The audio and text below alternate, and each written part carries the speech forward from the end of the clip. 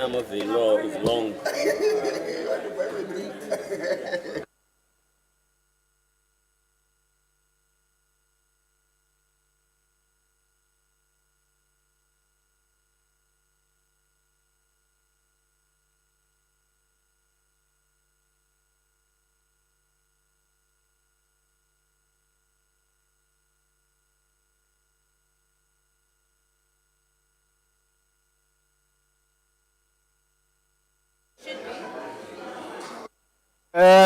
Good morning. We are still distributing some documents that we received from G4S. Can we just have 5 minutes or so to have tea before we start? Maybe, Chair, if I can ask, Chair, as the documents are being distributed, can we get an explanation whether the document we requested for today, whether we have all of them and what is outstanding? So as we go to tea, G4S might have to explain whether, I've not even looked at what we have, but they must just indicate whether we have the documents we wanted today before we start. Sorry, Chair. Thank you very much. G4S. Honourable Chair, good morning. We went back to our team last night to give them a comprehensive... Can you speak directly to the mic? Is this good? Yeah. We convened with our team last night following the committee meeting. We produced a list comprising of 9 items to be collated. The team is busy collating those items. Some of the items which was information requested, we have provided the information to the extent that we have it available as at this hour, and we will continue to provide those during the course of the day. My understanding from yesterday's request, Honourable Chair, was that there were only a few items during the day that you requested a quick turnaround on, and not all the information that was requested. But we are working on that. We have provided you with a first draft, and we will provide those in the balance of the information as and when it becomes available. Let's start with you, Honorable Janji, Honorable Jele, Honorable Ngola, in that order. I agree with Ms. Groenewald that there were categories of what we asked. One of the quickest turnaround was the register of visitors that we wanted this morning. It's not here. So it will be important for him to help us to say, in the list that was put on record here, we're able this morning, this is what we're bringing to you. We're not able to bring, as an example, the visitor register issue that I specifically raised, and others we commit to have them later today or whatever time. So that it's not a general issue. Because we were specific what we wanted, and we wanted it at a particular point in time. Thank you, Chair. Thank you very much, Honorable Jele. Thank you very much, Chair. Good morning. I think Honorable Janji covered me, but I don't see also... Can you speak to the mic? Sorry, Chair. I don't see the report here on this, the report of those people that I've mentioned, the security manager, the story of the security or the affidavit of that security, and also the manager, operational manager. Thank you, Chair. Thank you very much, Honorable Ngola. Oh, that's Chair. Thank you. Thank you very much, Chair. That's fine. I get the explanation. But what is quite problematic is that I don't understand why is everything being prepared. I mean, retrieving a name of an inmate that was moved from cell 35, what are you preparing there? Getting a list of subcontractors, what are you preparing? It's a simple matter of retrieving the information you already have. Why do you need 48 hours for? To do what? You want to doctor these documents? What do you want it for?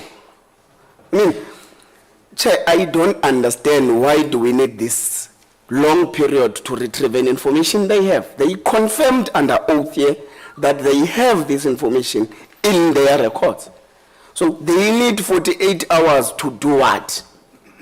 I'm told, yeah, it's written, Chair, name of an inmate move out of from cell 35, requested information being prepared. You are preparing a name. No, Chair, we can't operate like that. This is a delay tactic that must not be allowed by the committee. Honourable Chair, may I respond, please? Yes. This is not a delay tactic, Chair. We left this committee meeting last night at 6 o'clock.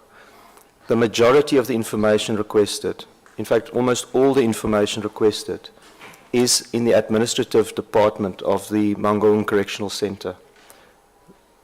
Those staff members work office hours. We did last night try and reach those staff members to start compiling the documents. We are now 1 hour into the next working day. So it's not a matter of delaying, it's a matter of not being able to reach administrative staff after leaving this committee at 6 o'clock this morning and resuming again this morning at 9 o'clock. I did this morning speak to the team, and I've asked them to accelerate as best they can in retrieving these documents and forwarding them to us and trickle them through as and when they become available. I'm not sure why 48 hours was put here, because the intention is to trickle them through as and when we find them, as the administrative staff return to the centre. And I suggest the following, members, before I note hands, that we will start with JICS.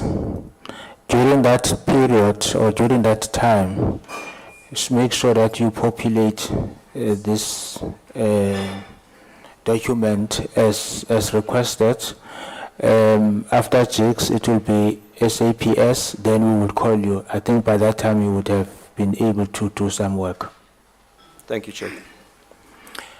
Yes, Chair. Just that 48 hours is not acceptable. We want those documents now, so I want to agree with that approach. Thank you very much. Thank you very much. Honorable Pettenbach, your hand was up. Thank you, Honourable Chair. I'm happy with your arrangement. It's fine. Okay, covered. Okay. I think you may be excused for now. And make sure that one of you makes the necessary contact with your office, and this information is populated as requested. Noted. Thank you, Mr. Chair. Thank you very much. Honorable Pettenbach. Thank you, Honourable Chair. If you can just remember that I asked last week already for all the, a list of all the employees at the Mangaung Correctional Centre, all the employees, and all the programs that they offer, all of them. That also I haven't received, and I asked for that a week ago, so. Yes, so there will be no reason why you would not have concluded, in fact, supply that information. You had requested that you be subpoenaed after Easter, and it's after Easter, so that information was supposed to have been supplied to us by now. So let one of your operations person be in contact with the relevant office and make sure that we receive that information. Thank you, Chair.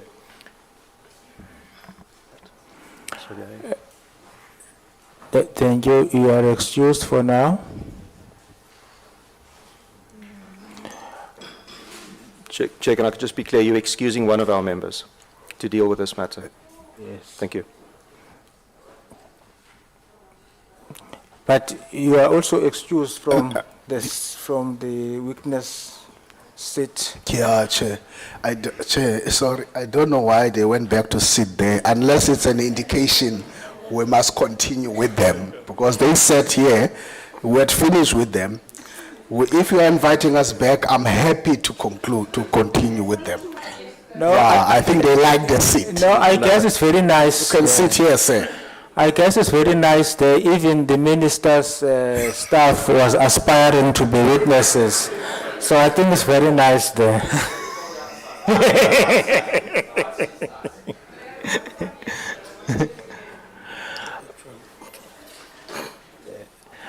Can we now invite JICS as they are preparing to take the nice seat? Or are you going to speak from there? Okay. No, that's fine. Over to you. Welcome, Judge Cameron. You may proceed. Is a hand? I apologize, Chair. I forgot to mention Honourable Horn is coming. He's just, again, struggling with a flat battery, so he'll be here. So, are you making an application in advance of expropriating his time? Stating an intention. Good morning, Mr. Chair, Honourable Chair. Good morning, Honourable Members. Thank you very much for this opportunity. I'd like to start by saying that none of us in any positions of power or influence in South Africa have the remotest reason to self-congratulate or feel satisfied. But I do want to say that yesterday it was quite a privilege to see this committee in action and to see how its preparation and its cross-examination skills and its doggedness managed to open up the way. We haven't got to the bottom of this yet, Mr. Chair, but yesterday was a revelatory and informative day. Thank you very much. If I may say a second thing in opening, Mr. Chair, which is irrelevant to the JICS presentation, it's that there are heroes in this story, and two of them are in the SAPS. The first is a Constable Legoa.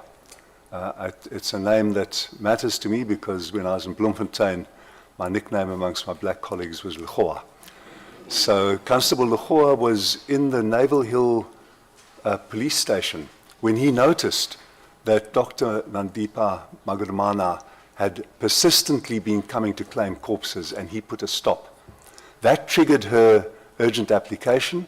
She didn't bring it in Bloemfontein, where the death occurred. She didn't bring it in Bloemfontein, where the refusal occurred, where the locus was. She brought it to the North Gauteng High Court with a skelmstreek. And a brigadier in charge of legal services in Bloemfontein got an SMS on an afternoon in Bloemfontein, and she said, "What's this about?"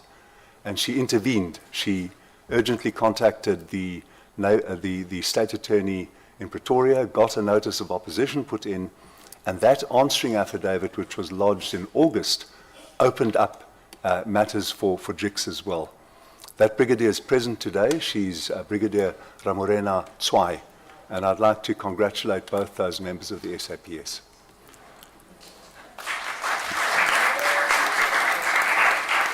And they stand so that we can see them.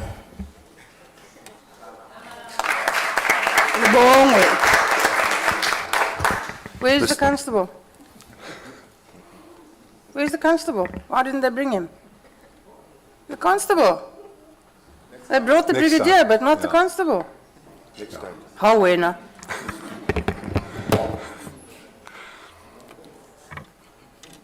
So, Mr. Chair, the committee has already established that substantial and informative aspects of this affair, despite the lamentably vague, evasive, and responsibility-shy answers that it got.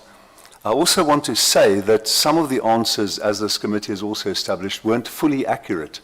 Our lead investigator is Mr. Odoleng Takadu, who's sitting behind me. He was assisted by our on-the-ground Bloemfontein investigator, Ms. Dineo Mokumi, and they established that it wasn't just twice that Mr. Bester sought to be moved from his cell to Broadway. It was 3 times. On the 15th of August 2019, the 15th of April 22, and the 30th of April 2022. So these details are important, and this committee, in proceeding with this work, will establish more and more the accuracy of what happened. JICS itself, Mr. Chair, has a limited role to play in cases such as this. Its statutory duty is to inspect, to report on conditions and treatment, to report on corrupt or dishonest practices, to address complaints, and then to investigate deaths, segregation, the use of force, and the use of mechanical restraints. We have no power to investigate escapes or to require them to be reported to us. We have limited resources. Our recommendations are not binding. All of this, Mr. Chair, and here I'm fighting a chance to make an advance plea to the committee. We've got a JICS bill that's been worked on in association with DCS for the last 3 or 4 years before I came to JICS, led by our CEO on my right here, Mr. Missa, and we hope to be bringing that bill to this committee, which will give JICS the autonomy and the powers that it needs. Mr. Chair, for now we have no operational, managerial or policy-making authority, and of course that is why we collaborate with and receive the cooperation of DCS, SAPS and other players. We have provided the committee with details not only of our own investigation and the extensive timeline. We've got our summary timeline up, and we're very happy for our CEO, for Mr. Takadu, to take the committee through the timeline if it seeks that. From our side, we repeatedly stressed the urgency and seriousness of this matter. We shared information, offered assistance. We insisted that the matter be treated as an escape, and we prompted other parties on the status of their investigations, and we stressed, as this committee yesterday did, the public interest, the urgent public interest in this matter. But, Mr. Chair, I'm drawing to the close of my presentation. I would like to make an observation about hindsight. We now know much more about what happened 49, 50 weeks ago. But it wasn't clear, even as the facts started to come before us, even when we got that post-mortem report, it seemed beyond credulity that there was a faked scene and an escape. And I'm told that there was one email to an executive official in June from a person operating under a pseudonym. It's a 2-line email mentioning that there was an escape and a fake scene. At that point, the executive officer of the state had no reason, I believe, to take that seriously. Even the heroic editor and the 2 journalists of Ground Up, Mr. Nathan Geffen and Mr. Daniel Stan and Ms. Marisha Damon, I hope that one of your members, Mr. Chair, will ask these 2 journalists also to stand. I don't want to be presumptuous myself, but I don't know if you will, Mr. Chair.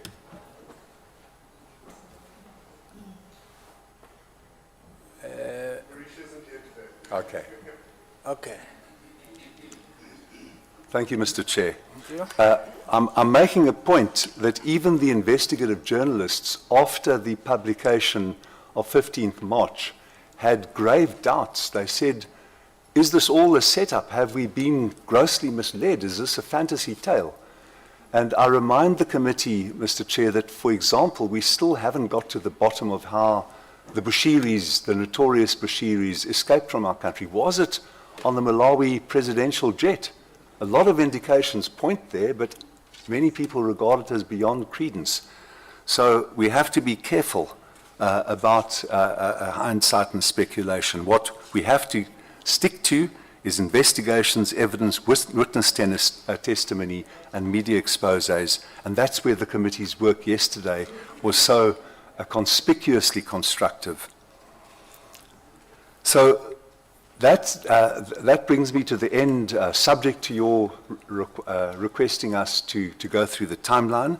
I do want to quote Mr. Jainchi yesterday to say that what happened on that the night and morning of the 2nd, 3rd of May last year wasn't a rare phenomenon. It wasn't a rare incident. It was the culmination of a process of degradation and rottenness, the word Mr. Jainti himself used.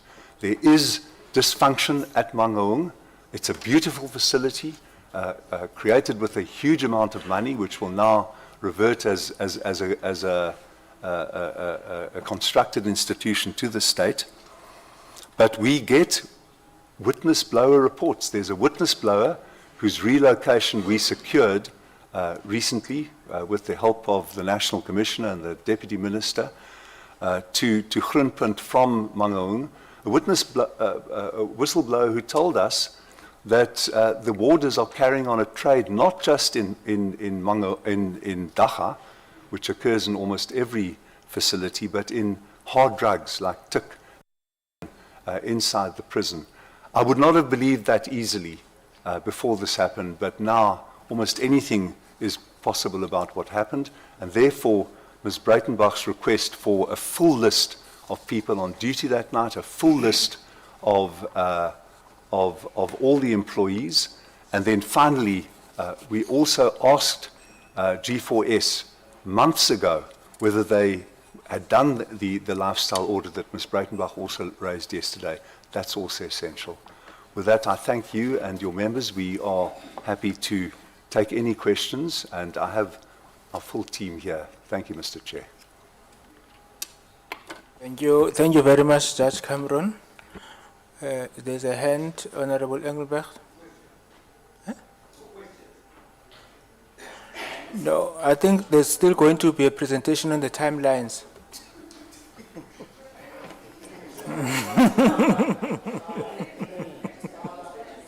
Only if required. The presentation has been before the committee for 8 days, but if the committee seeks it, we can.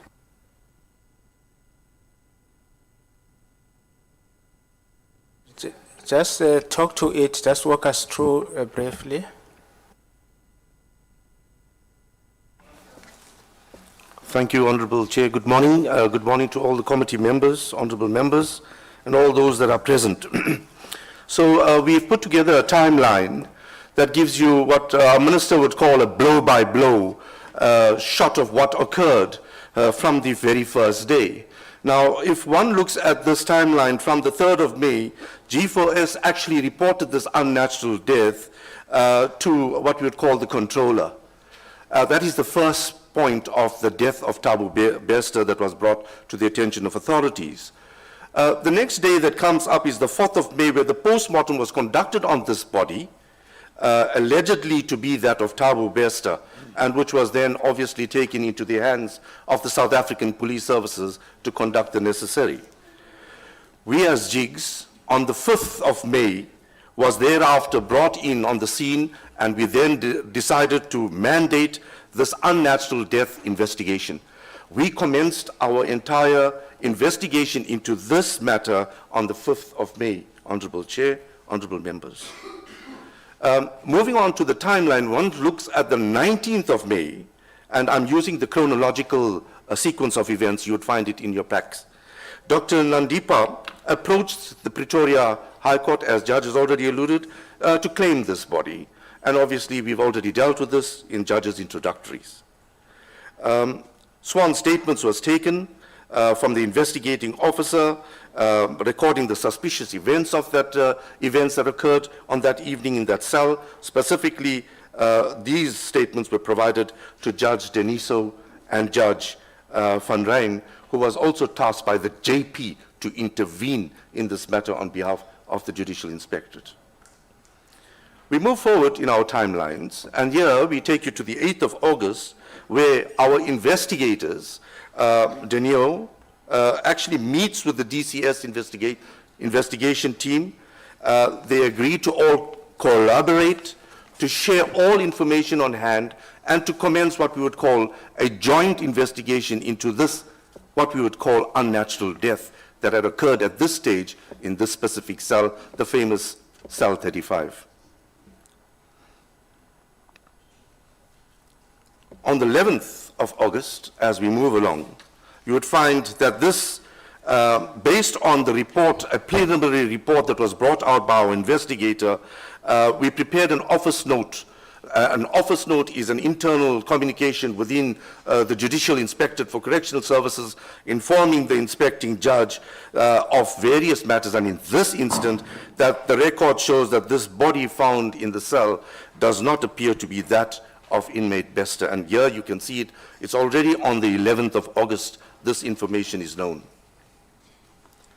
On the 15th of August, we bring in another senior investigator from our national office in Pretoria to capacitate the team in Bloemfontein, that is Mr. Odeleng Takadu, who is seated directly behind me, to also capacitate the investigation team and give support. They meet also with SAPS, DCS, G4S management, and also try to interview G4S staff and officials and inmates during the course of the investigation. What was striking at this point in time, Honorable Chair, honorable members and guests present, is that the video footage was missing. The crucial evidence of what we had already deliberated on yesterday was missing at this point in time. You'd notice in our Q1 report, we have shared this, we've already touched on the Thabo Bester investigation, it's there. We didn't elaborate too much on it, but we've registered it that this matter is already being investigated by the Judicial Inspectorate. There you find Judge Deniso and also Judge Van Rijn dealing with this matter as tasked by J.P. Musi, and that was from the 12th of October thereon. On the 18th of October, and I'm giving you again what we would call blow-by-blow series, JICS meets with the South African Police Services at JICS' request. SAPS confirms that the inquest has been closed and that the case of murder has been opened. Here you have it again, 18th October. This has now been converted from what we would call an inquest matter and now converted into what we would call a murder. SAPS has reasons to believe that the dead person that might have been smuggled into the cell is a fabricated suicide, and it is actually a escape. So JICS meets the DCS investigation team at JICS' request. DCS does not hand over the report at this stage. They were what we would call still busy gathering the information to conclude what we would call their investigation in this matter. On the 19th of October, and you can see days moving, at JICS' request, JICS meets with G4S Mangaung to arrange the sharing of documents.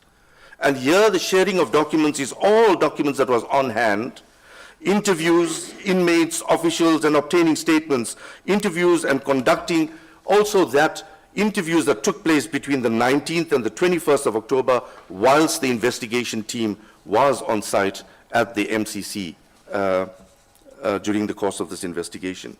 IJ then writes to Minister on the 26th of October, informing him of this, what we would call alleged death of Bester, and requesting the interventions of the untoward behavior of some of these officials that have brought about this unbecoming situation.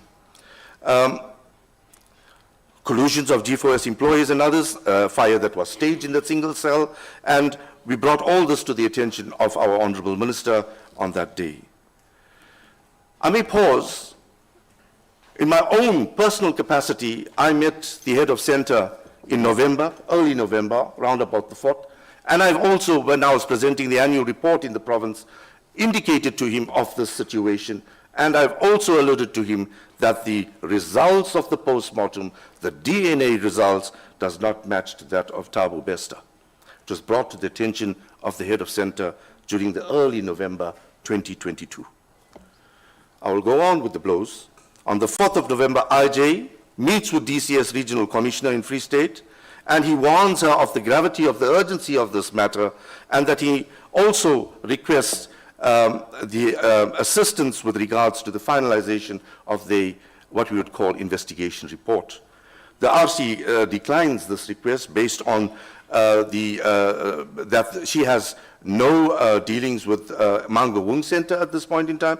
It is a national intervention, and that MCC reports directly to the National Commissioner, and that the IJ should communicate directly with the NC. A preliminary report of G4S investigation report was received with footage that was incomplete. And when I use the word incomplete, I think you're already well aware that in some places those cameras were actually switched off.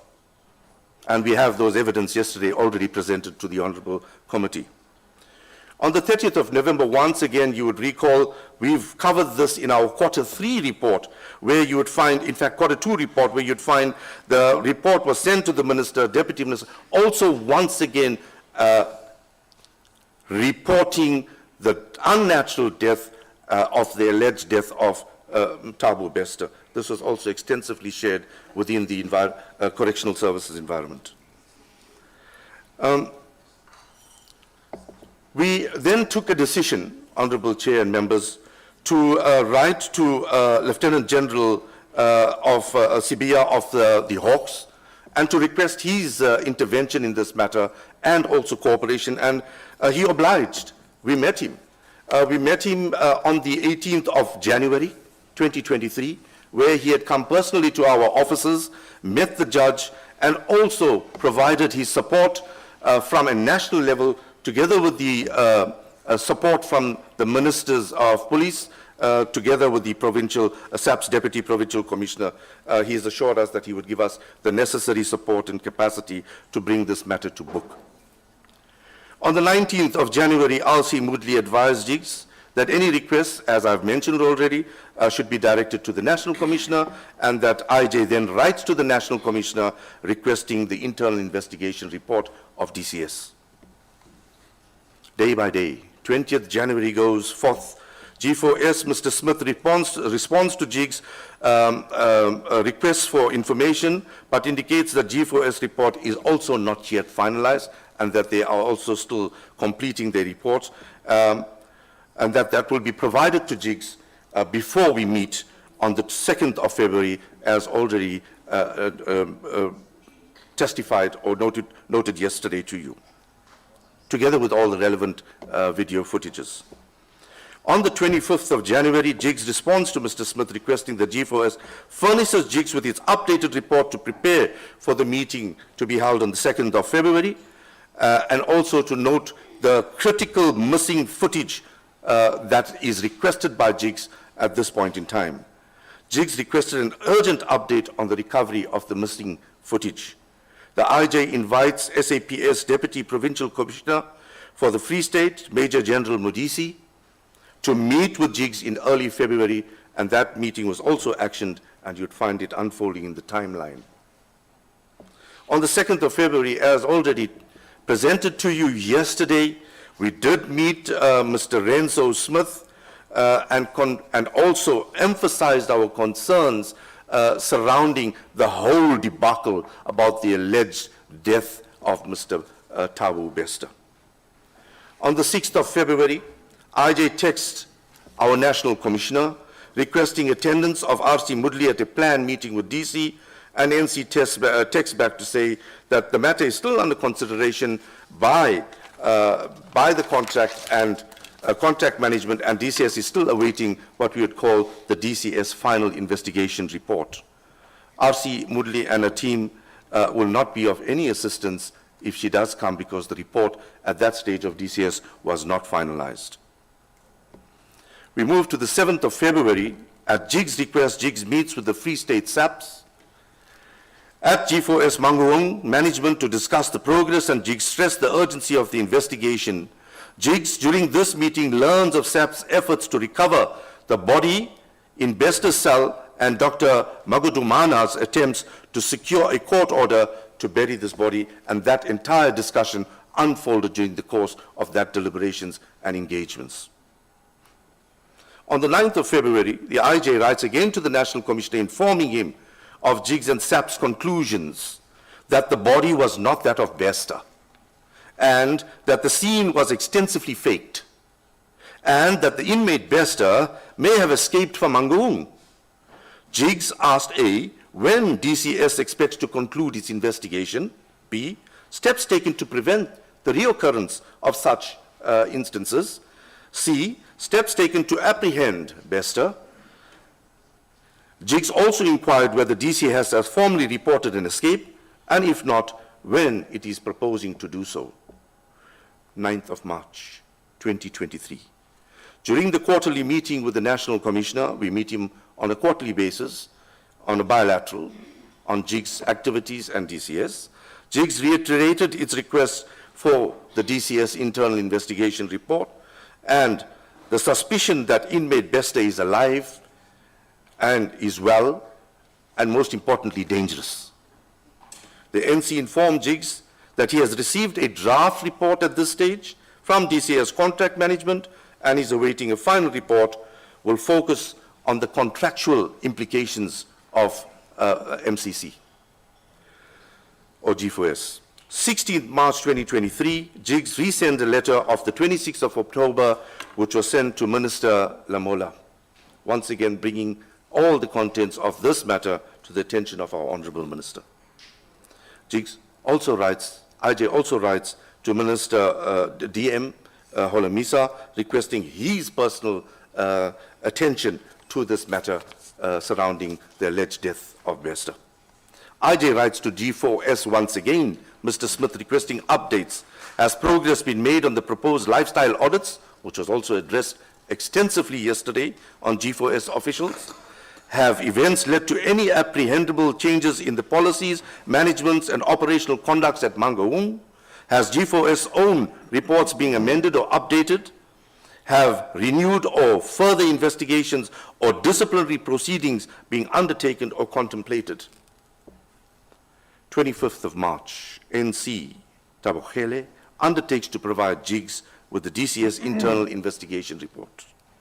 27th of March, IJ follows up with NC on the DCS investigation report. 30th of March, DCS internal investigation report is handed personally to me. On the 31st of March, after receiving DCS report, JICS finalizes its own investigation, and once completed, this August committee will be informed of the outcome of JICS investigation. I just want to cover a few aspects before I stop, Honourable Chair. The one is the issue of segregation and whether it was reported to JICS. I can openly inform you that the segregation as of 30th of April was not conveyed to JICS at all. And any segregation in terms of the Act should be brought to the attention of the inspecting judge forthwith. And in this instant, this request was not brought to the attention of JICS. I thank you, Honourable Chair. I thank you, Honourable Members. Thank you very much to JICS. Thank you for the presentations. Yesterday I started this side. Today I must start that side, going this side. That is fairness.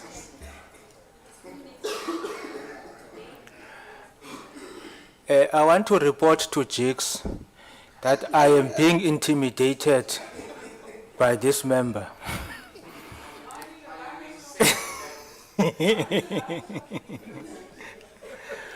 Honourable Engelberg. It's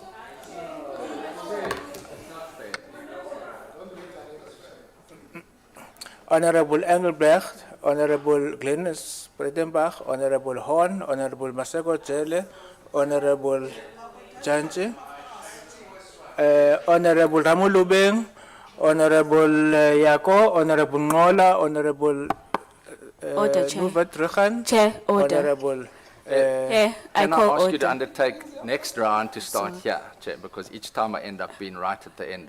yes, next time Thank I'll you. start that side, okay. Then you will be the last, yes. But Chair, you use I call order, Chair, I request your indulgence on this one. Because yesterday you forgot me. And today I'd least like to be in the top 3 at least. I'm just requesting to be in the top 3 at least. Indulge me on this one. And please don't kindly allow Honourable Janji to intimidate you.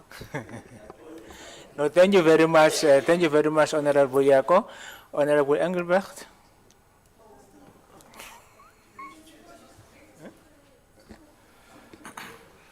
Thank you, Mr. Chair. I must, before I ask questions, just say that Honourable Swart, can you switch off your mic?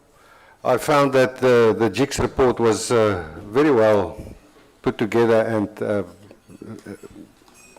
I could get a lot of information, a very short report with a lot of information. There's just a few clarity-seeking questions I wish to pose. In your timeline, the inspecting judge writes to the minister on the 26th of October, 2022, where he is informed of the Bester escape. Was this information also shared with DCS at that point in time? Thank you. I can do all the questions and then you can Yes, answer. please.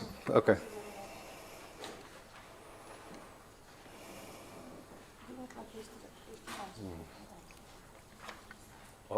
Honourable Member, are you going to proceed or would you like an No, answer? no, please Yeah. answer. I think it was shared at that point. We can confirm. Correct. And may I just say, Honourable Member, Mr. Engelbrecht, that the Minister and I also in October did have a telephone conversation which I raised the JICS bill with him. And at that point I also gave him an oral briefing. So, yeah, thank you. Then it is indicated in your report that the regional commissioner then declined to discuss the matter with you.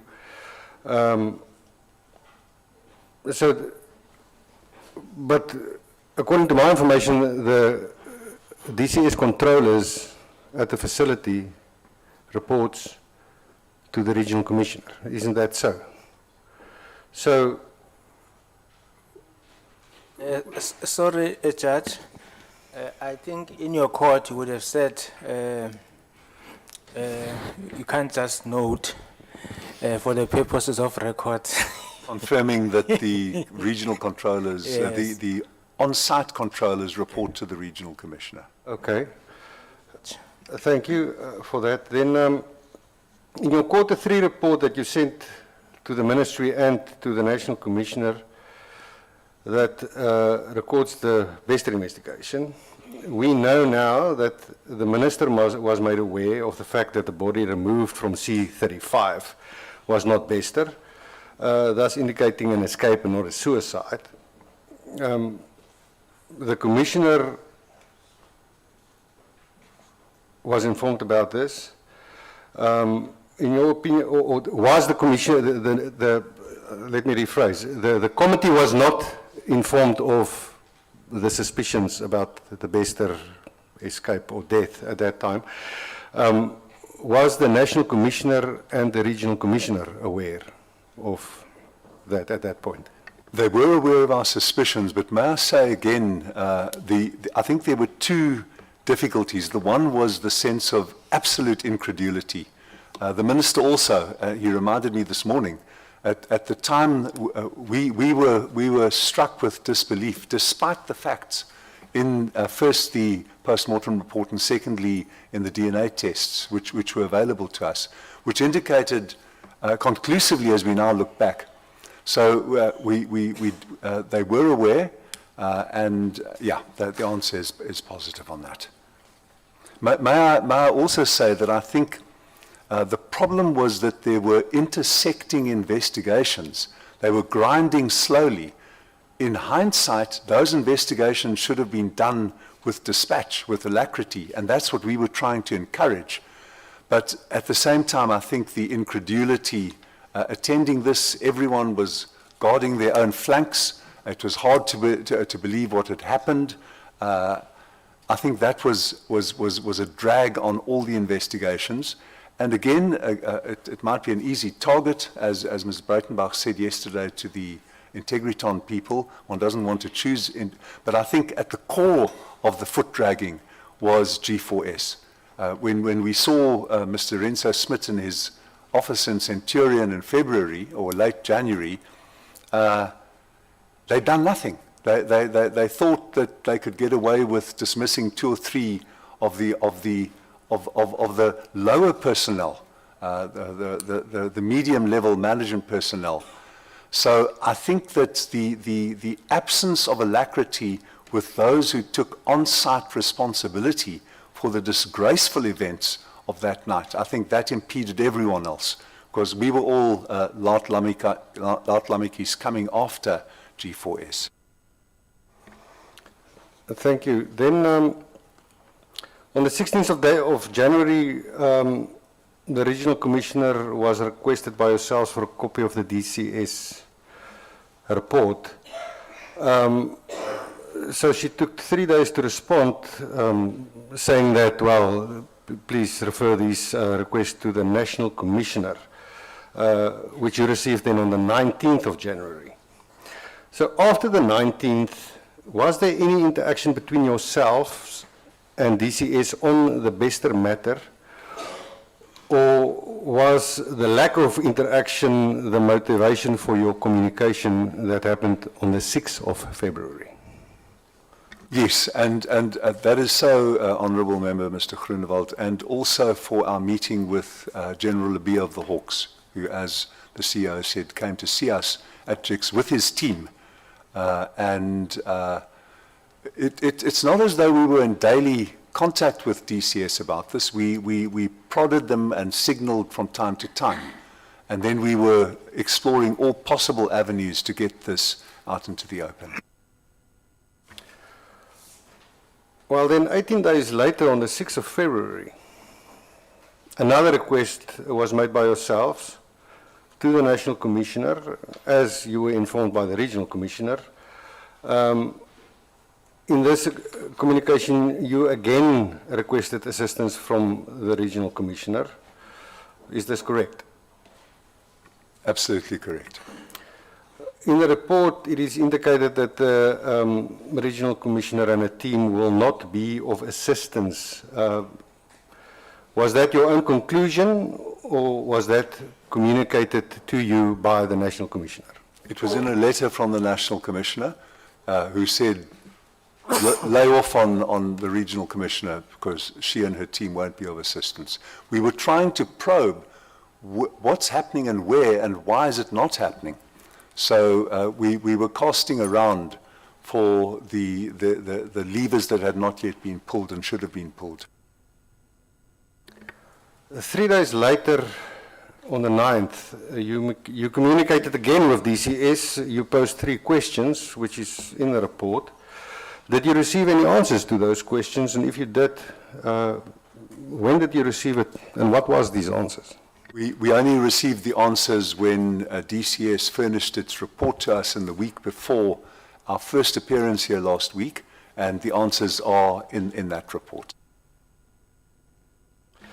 So we now jump a month into the future to the 9th of March this year. Were there any other interactions with DCS? Here you again warn of Bester being alive and well and dangerous.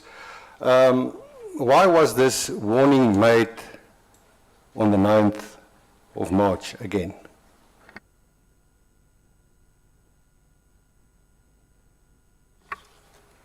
So,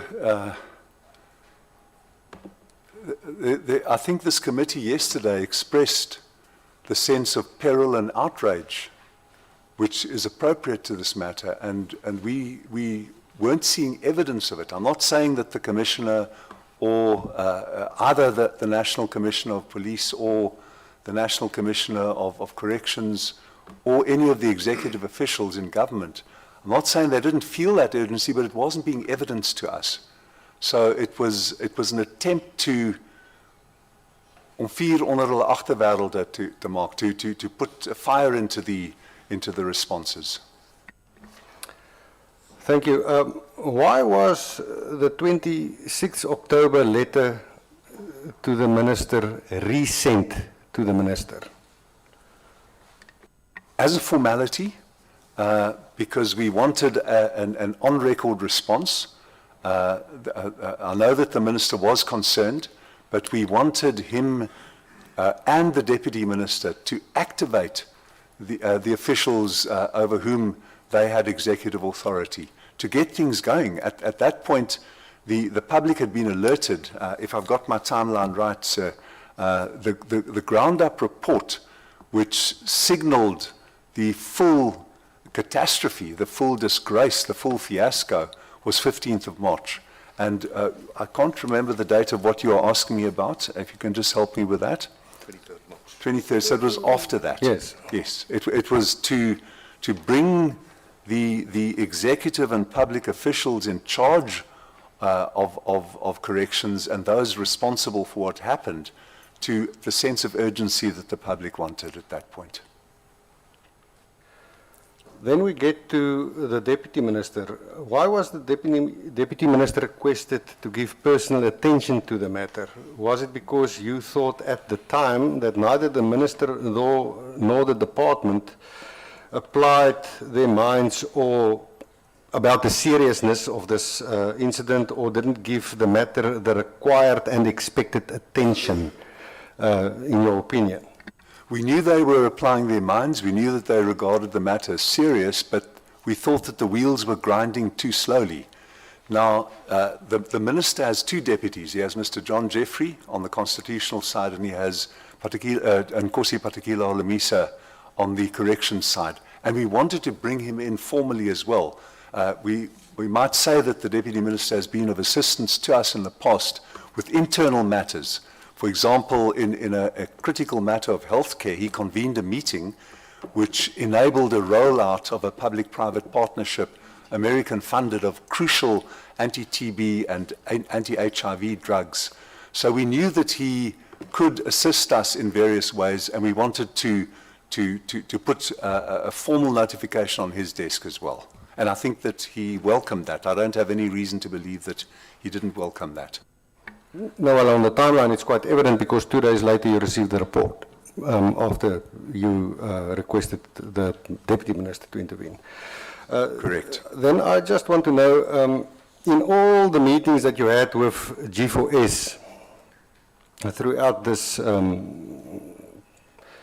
episode, at what stage did you tell them that the body they recovered from, that was recovered from C35 was in fact not the body of Bester? I know the original, they said that officially they were informed, but I want to know the first time that they were told in a meeting. They knew long beforehand, as your question implies, Honourable Mr. Engelbrecht, long before, but were closing their eyes to it. We have our lead, our head of investigations, Mr. Leonard de Souza, sitting just behind me. I can't accurately tell you now when we first formally informed them. Mr. Renzo Smith, who is the head of operations for G4S in not just Africa but in the Middle East, he expressed surprise when we met him very early in February or late in January. Surprise about everything we told him. And we were surprised at his surprise. It seemed to us completely inappropriate. May I just ask our head of investigations, please, sir, Mr. Chair?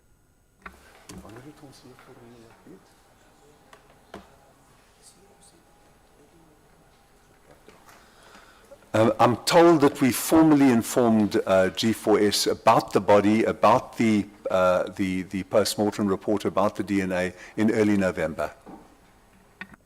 Thank you. Then just in summary, just to make sure that I've got everything correct, the regional commissioner did not want to cooperate, correct? It seemed to me to be a hierarchical thing. When I raised it in November with her, it was at the end of a long and important meeting about operational issues under her control, because she's not just of the Free State, she's of the Northern Cape. The regional commissioner is here. I thought she went white. And it was evident that this was a matter of grave distress to her. And she clammed up. She said, I have to consult with the National Commissioner. I don't think she was unwilling to deal with it. Maybe she didn't know how to deal with it. Maybe it was a hierarchical thing. So I can't give you more than that. And I thought that she seemed shocked and dismayed by the way in which I brought up the Thabo Bester matter at that early November meeting, where I said to her, this is going to be a catastrophe for the administration of justice. It's a point that's not yet been made for the whole administration of justice, sir, that if notorious felon, criminal can get out of one of the 3 most secure facilities in the country, what does it say about all of us, judges, parliamentarians, correctional officials, police, justice administration? It's a lamentable commentary on what all of us are doing, and that's what I try to convey. Then the next point is the minister did not act in the way that it would have been expected, despite being informed on the 26th of October 2022. Is that correct assumption? I wouldn't agree with that. The minister expressed concern. He made a joke with me this morning. He said this morning that when I first mentioned it to him orally, he thought that I'd smoked something. And that's a legitimate response at that point. So I think he was entrusting the operational response to it to his hands-on officials. We wanted him to make more fire beneath their posteriors, and I don't know whether he did that or not. He will be able to say. Then lastly, the National Commissioner complied with requests only after you, as a last resort, requested assistance from the Deputy Minister's office. Is that correct? I think it was a long and cumbersome process to get that report together. You've seen, it's a 41-page, very detailed, extremely informative report. Whether it was bureaucracy or other issues, I don't know. But you can ask the National Commissioner. I do believe that the Deputy Minister intervened to hasten its conclusion. But you did not receive updates as this document was compiled? Not that I can recall. And then lastly, and I think you already sort of answered this, but in your opinion, do you think this, the handling of this situation by the department is undermining the criminal justice system in South Africa? I won't be as grand as that, sir, but I will say that the handling fell short. I think that everyone, including us at JICS, I mean, we had that post-mortem report in August. Your honourable members could be saying to us, why didn't you blow the whistle then? So I feel complicit in the insufficient response, and I certainly point a finger also at the executive officials and at the department, certainly also at G4S, in insufficiently, alertly, accurately, and energizedly responding to this. I think all of that was lacking. Thank you, sir. Mr. Chair, I have no further questions. No, thank you very much. In the interest of transparency, I am bound to say you have saved 15 minutes, but on the other hand, I know that there are people who are experts in expropriating other people's time. But yes, you saved 15 minutes so that everybody knows. Honorable Glenys Breitenbach. Thank you, Chair. Can I get you a saucer of milk before I start? Sorry.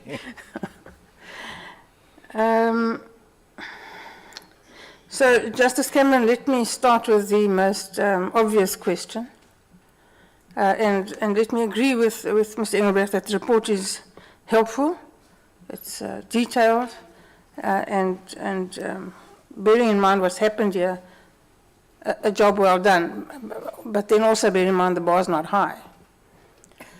And of course the most obvious question is, if you knew when you had the post-mortem report, why did you not draw attention to this matter? Why did you, on your own admission, request that the matter not be made public? You agreed with the police requested it and you agreed with it. Why would that be? The same reasons, Honourable Member, Ms. Breitenbach. Incredulity, slow-moving levers, and wish to assist, wish not to intrude on delicate processes. When we met the SAPS, we met the 7 top people involved. in early February in Bloemfontein, on the ground, on the advice of General Labia. He said, go to the Free State and see the on-the-ground SAPS members first. They were on top of it, Honourable Member. All of them were on top of it. I met Brigadier Tswai, who was, if she'd not put in that notice of opposition to Dr. Magadumana's Pretoria High Court application, this would have had a very different history. So even at that stage, the police said to us, we've got 2 more witnesses to interview, and we need to interview them in Mangaung, so we don't want anything to be publicized at this point. And we deferred to that.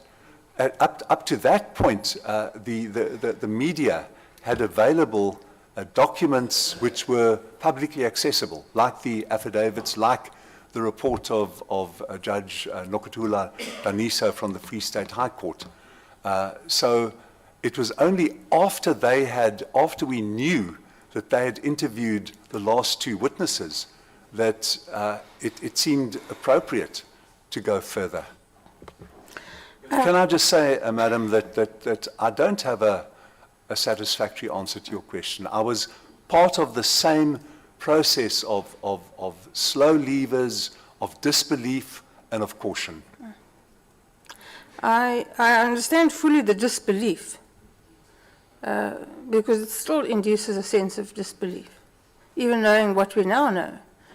A sense of disbelief that somebody in that position could orchestrate such an elaborate scheme, that he could have sufficient time, money, and access to information to grease sufficient palms in a maximum security prison to do this, does beg a belief.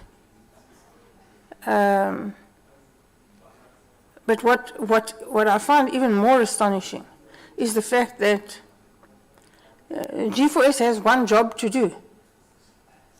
They're in charge of a maximum security prison. Their job is to keep people there, incarcerated there, not out, not running around the streets, not living the life of Riley. Sorry, Honorable Breitenbach, there is noise there and it's affecting us. IT? And that's their only job. And when something goes wrong, they're obliged to report it to DCS, and then the wheel should be set in motion to do something about it. Somebody has escaped, they need to be found, they need to be rearrested, they need to be brought back to prison immediately. More particularly a serial murderer and rapist. So yes, it does beg a belief, but I agree with you. And forgive me, but you're an experienced litigator. You know, litigation is not for sissies. You were a serious litigator before you became a judge, before you became a justice of the Constitutional Court, and you carry a huge amount of authority. The respect that you engender in myself and others is enormous. So you have a lot of clout. And you didn't use it here, and I wonder why.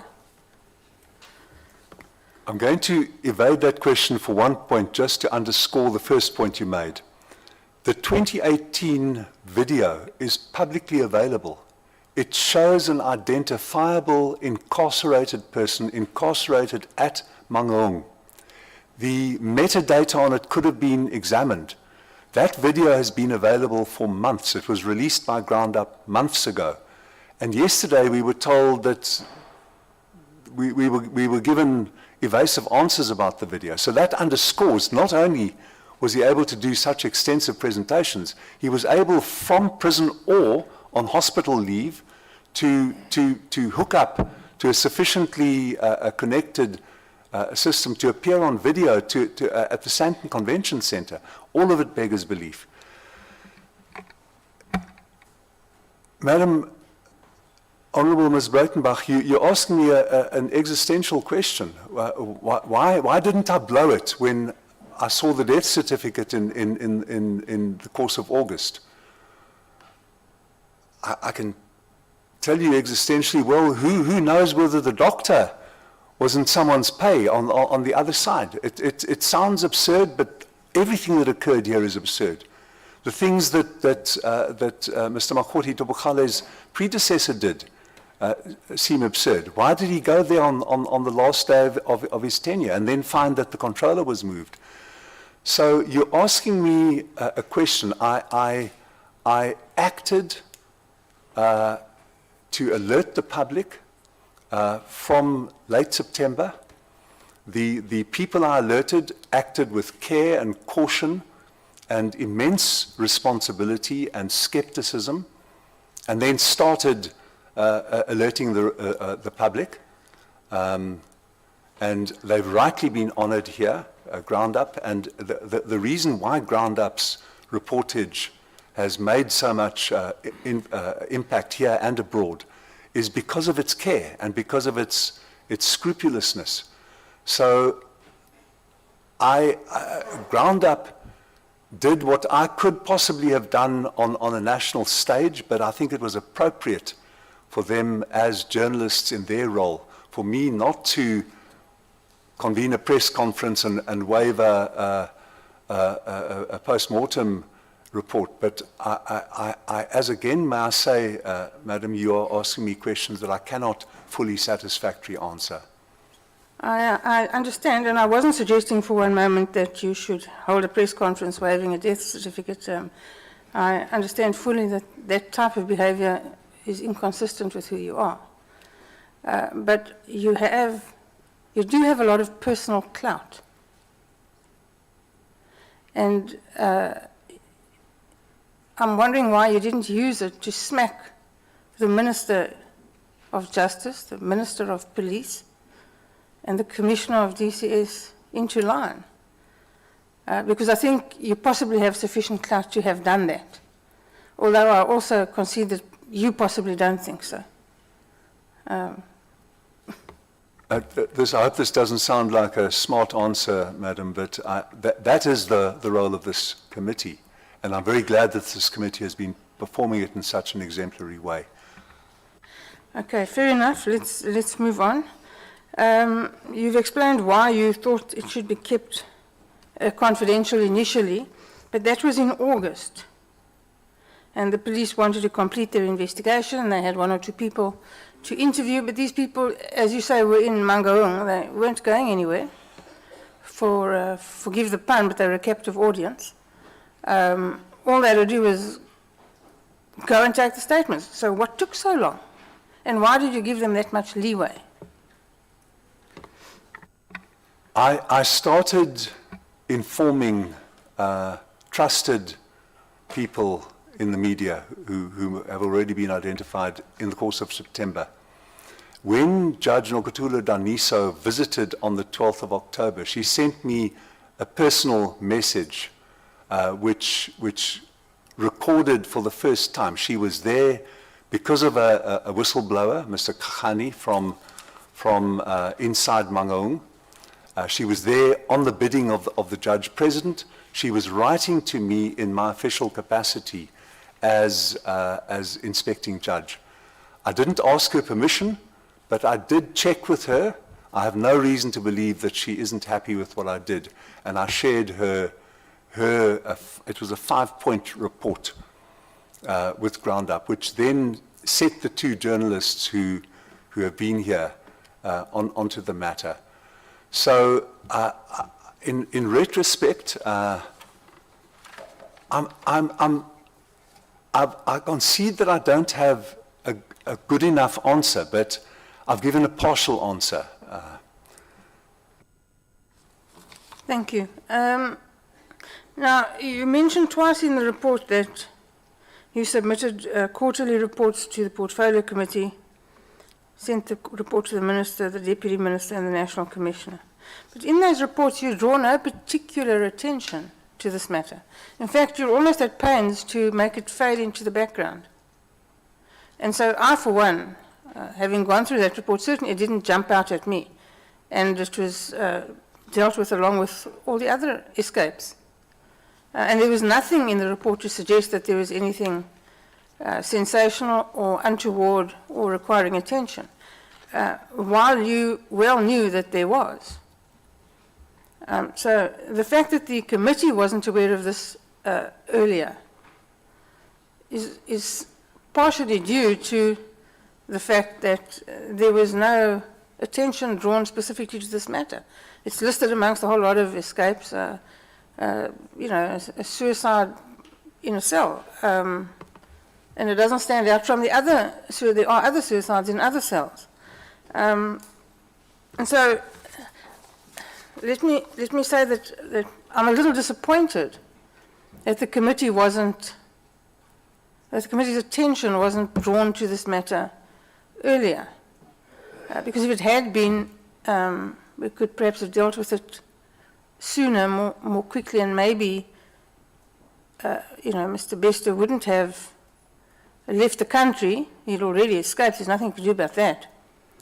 But then we, you know, we may have deprived Tanzania of being the heroes in this arrest, and we could have, you know, been the heroes ourselves, the South African police. But so I'm a little disappointed that the attention of the committee wasn't drawn to this matter specifically.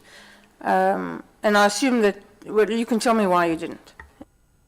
I accept responsibility for that. The annual report and the quarterly reports are my responsibility. I sign off on them, and that was my decision. And I think that you are correct to chastise me and JICS as a whole for not doing it earlier.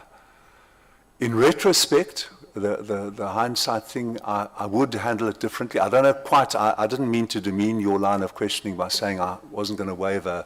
I didn't mean that, but there were things, as your questioning rightly implied, that I could have done effectually and appropriately and in a dignified way. And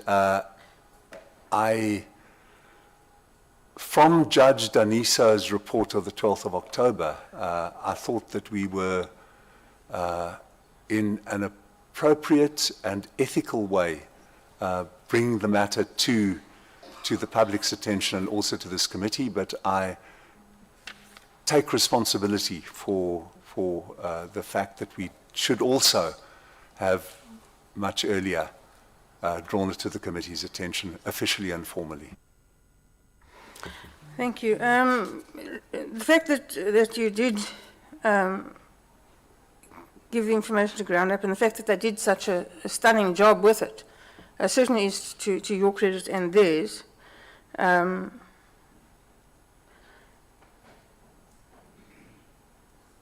You mentioned that at your meeting with DCS in October, DCS was reporting that they were having difficulty obtaining information from G4S, and you yourself had difficulty. Could you just describe your view? What was G4S's approach to this matter? Why were you having this difficulty? I would think that a company running a maximum security prison under contract to DCS would find themselves in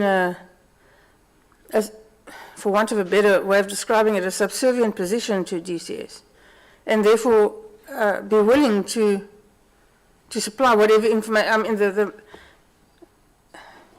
the disaster happened on their watch. You'd think they would do everything they could possibly to mitigate the damage, and yet here they are being obtuse and recalcitrant. Why do you think that is?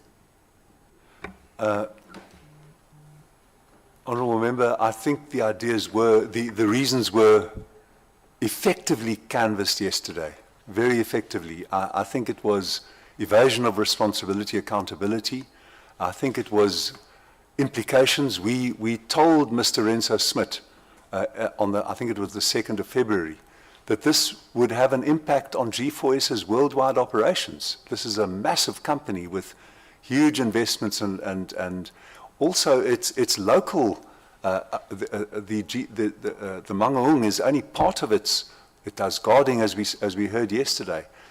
So I think there was a defensiveness rooted in self-interest, rooted in a reluctance to take responsibility. There's no doubt, I think you are right to put us under the cudgel, and I accept that. And rightly, no doubt, the minister when he comes and the national commissioner. But I do think that the original and founding sin was committed by, first of all, by the operational officials in Mangaung, who must have colluded over years with Thabo and perhaps with Dr. Magurumana, who was visiting him frequently from 2017, as we heard yesterday. And then secondly, beyond the operational officials, the management officials, and thirdly, the executive officials. I think that was the original sin. And while not shrugging off any of the responsibility for not bringing it to the public's or this committee's attention earlier, I think that was the founding sin. I would certainly agree with that. When you met with Mr. Smith, and I wonder today why Mr. Smith wasn't here yesterday.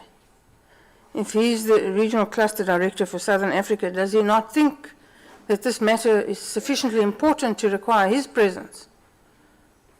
So, Mr. Chair, at some point I'm going to ask you that we ask Mr. Smith to grace us with his presence. May have one or two questions for Mr. Smith. But you keep requesting an updated investigation report from them. You keep insisting that there's missing video footage, and you get no joy. They keep refusing. Did they at any point tell you about the matter that we traversed yesterday with the person entering the control room and then the recording going off? And if they did, when did they tell you? We were not told. The reason we know about that, and the reason ground up reports that there are two figures seen fleeing from the administration block at a few seconds before, after 2:59 and before 0300 on that morning, was because the two people behind me, Mr. Leonard de Souza and Mr. Odoleng Zakaria Tokadu, spent days going through a wodge of video recordings that were dumped on JICS. They found those, it's a split second, I don't know if this committee has seen it, and I've not yet seen, but Mr. de Souza and Mr. Tokadu saw the gentleman, Mr. DiPaolo, go in and saw him going towards the equipment room. Yeah. Well, So G4S's idea of cooperating and supplying you with information was to, it's like we request for further particulars. When you get a 500-page request, it's just an abuse. Dumped a pile of stuff on you and expected you to do their job. As Mr. de Souza and Mr. Tokadu did. And I think that your colleagues' questioning yesterday of Integriton established that they knew that this had happened. It was, and the cross-examination of Mr. Williams established that it was incontrovertible what happened at 1930, before at 1938 the plug was pulled. And I'm just underscoring what the committee achieved yesterday. G4S did nothing. So they never ever told you it was up to you to do the trawling and the finding, and they have a kom si kom sa houding. Honorable President, Yes, Madam. you are left with 10 minutes. Thank you, Mr. Chair.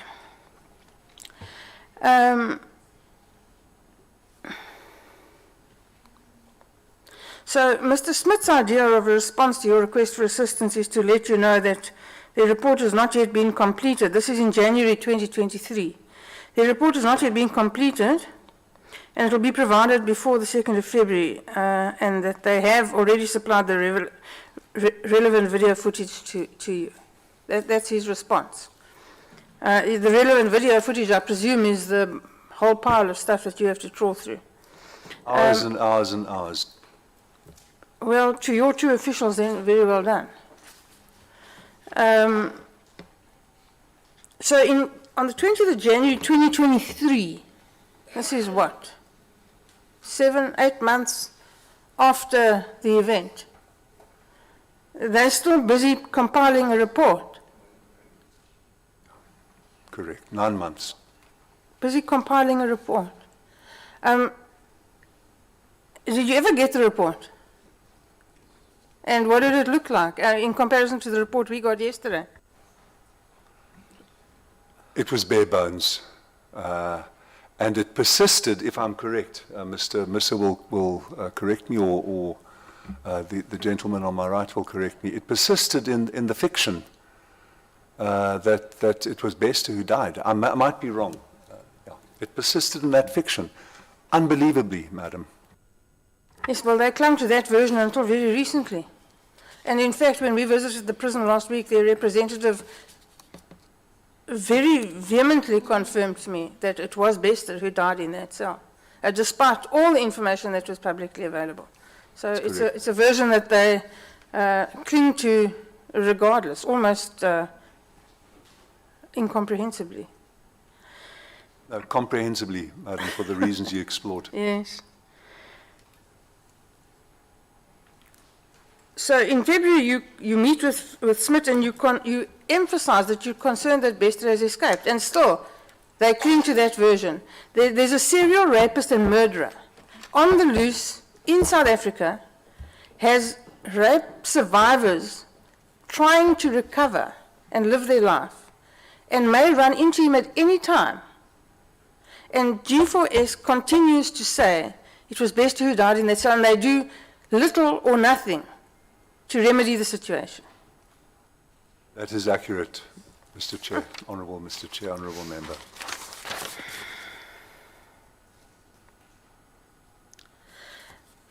But the impression that I gained from your report is that there was a lot of reluctance.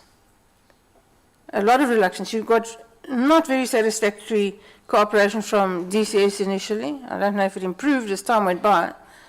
But a lot of passing the buck, so I can't deal with this, above my pay grade. Everybody not wanting to handle this hot potato. And even the police, disappointingly, are still not finished with their investigation. And we're now in April 2023. It's astonishing that everybody knew that there was a murderer and a rapist on the loose, and nobody did anything with any sense of urgency to rearrest him. Until now. Until a week ago, this became a topic of public outrage. And then all of a sudden, everybody's in action. Again, once the chicken has flown the coop, just like the Guptas, they let them go first, now they're trying haphazardly to extradite them. Bester's gone. Lucky Tanzania was awake and caught him.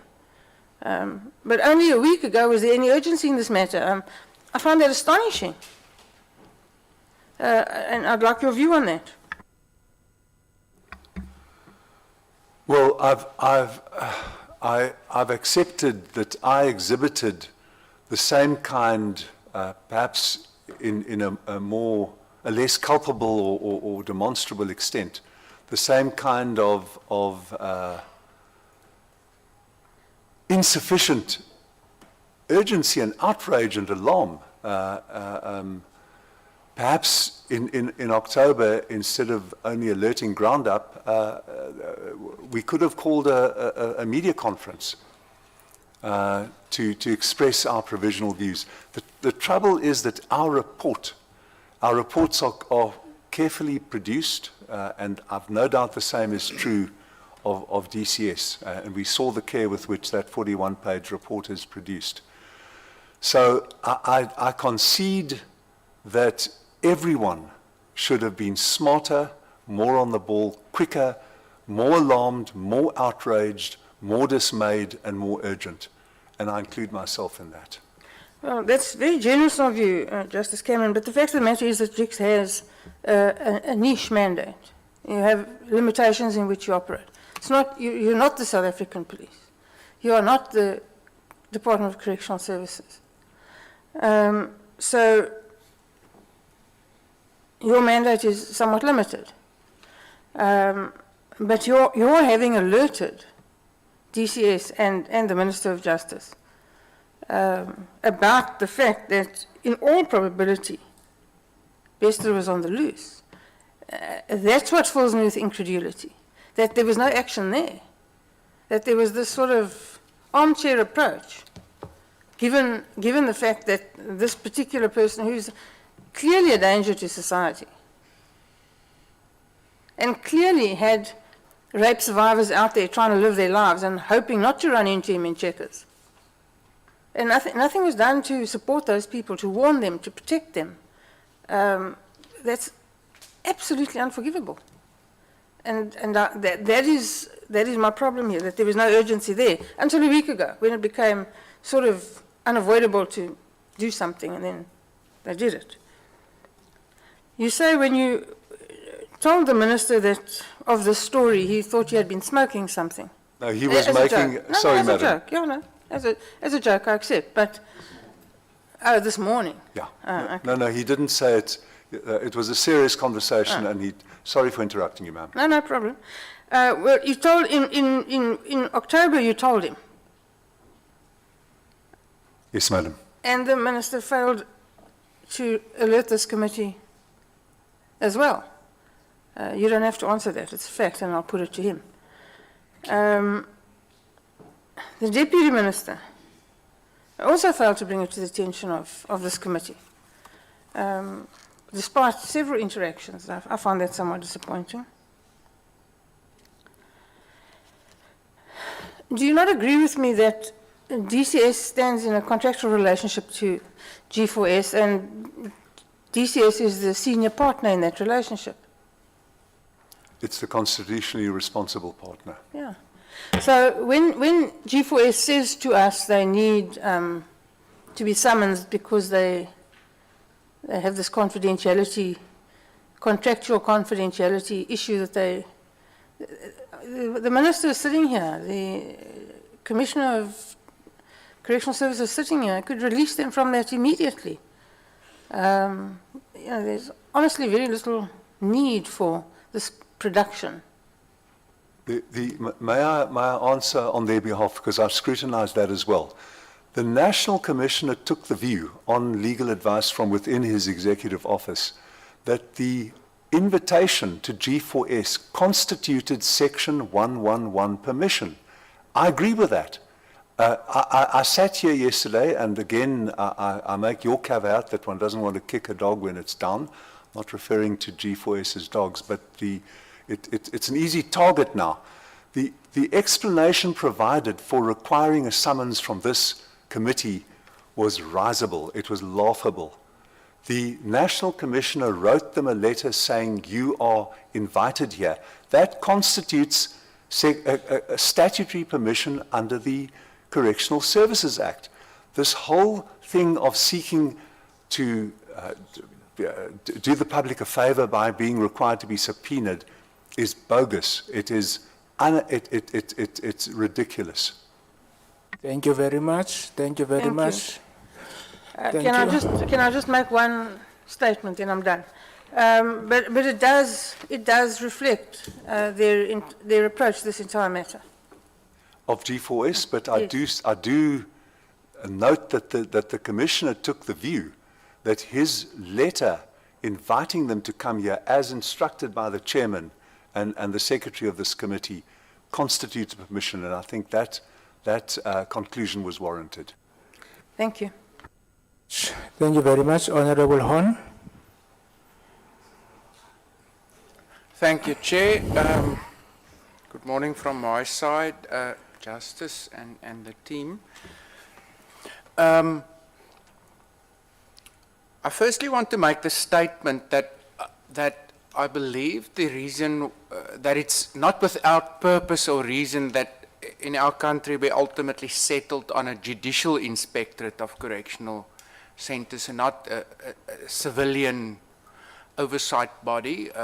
Of course, your ICCVs do incorporate that aspect. But that and while we are still grappling with your true independence, the whole purpose of installing a judge at the head of this inspectorate is ultimately to tap into that experience, the judgment, the insight, but also the gravitas.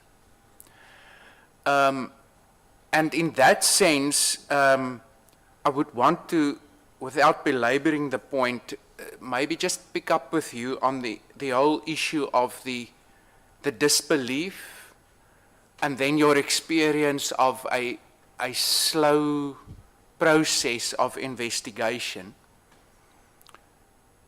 and ask your views on what informed this. I think you are on record that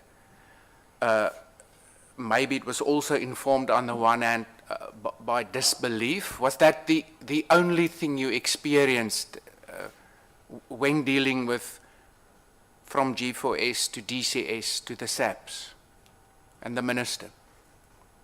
Thank you, Honourable Member. I think it was, and it was also because, as I've said, the principal operational responsibility, notwithstanding the managerial and oversight responsibility being DCS's, the principal operational responsibility was G4S's. So I'm casting around in the air now. If DCS said, well, we need G4S's accounting for this first, we're not responsible directly operationally for the escape. They escaped from a facility for which G4S is lavishly paid per prisoner, as was explored yesterday. So the disbelief was part of it, but it wasn't the major disabling factor. Okay, so if we then go to and I want to pick up with you regarding that primary responsibility of G4S later on, but there's of course also the possibility that the lack of alacrity, as you put it, was also informed by, to an extent, a culture of hoping and maybe experiencing that some of your potential problems, if they ignored long enough, will go away. Is that true? Absolutely, sir. And then if we get to the agreement, I want to say, of which you were part of, to keep the investigation confidential, and my colleague Ms. Breitenbach has touched on the consideration of the risk that the escape, or I see some people say we shouldn't call it an escape, we should call it a walkout. The risk that it posed to the general populace, but specifically also women. In hindsight, do you think there was a justification to agree by all of the role players to keep this slow, ongoing investigation confidential? So, I think so, provided that constant prods were being delivered. We tried to do that, maybe not enough, but there's no doubt, for example, when we saw the 7 senior Free State officials of SAPS in Bloemfontein, that they felt that their investigation would be jeopardized by further disclosures. They felt that the media coverage given might jeopardize it. So again, I say, sir, and I'm only repeating that we must be humble in bringing hindsight to this.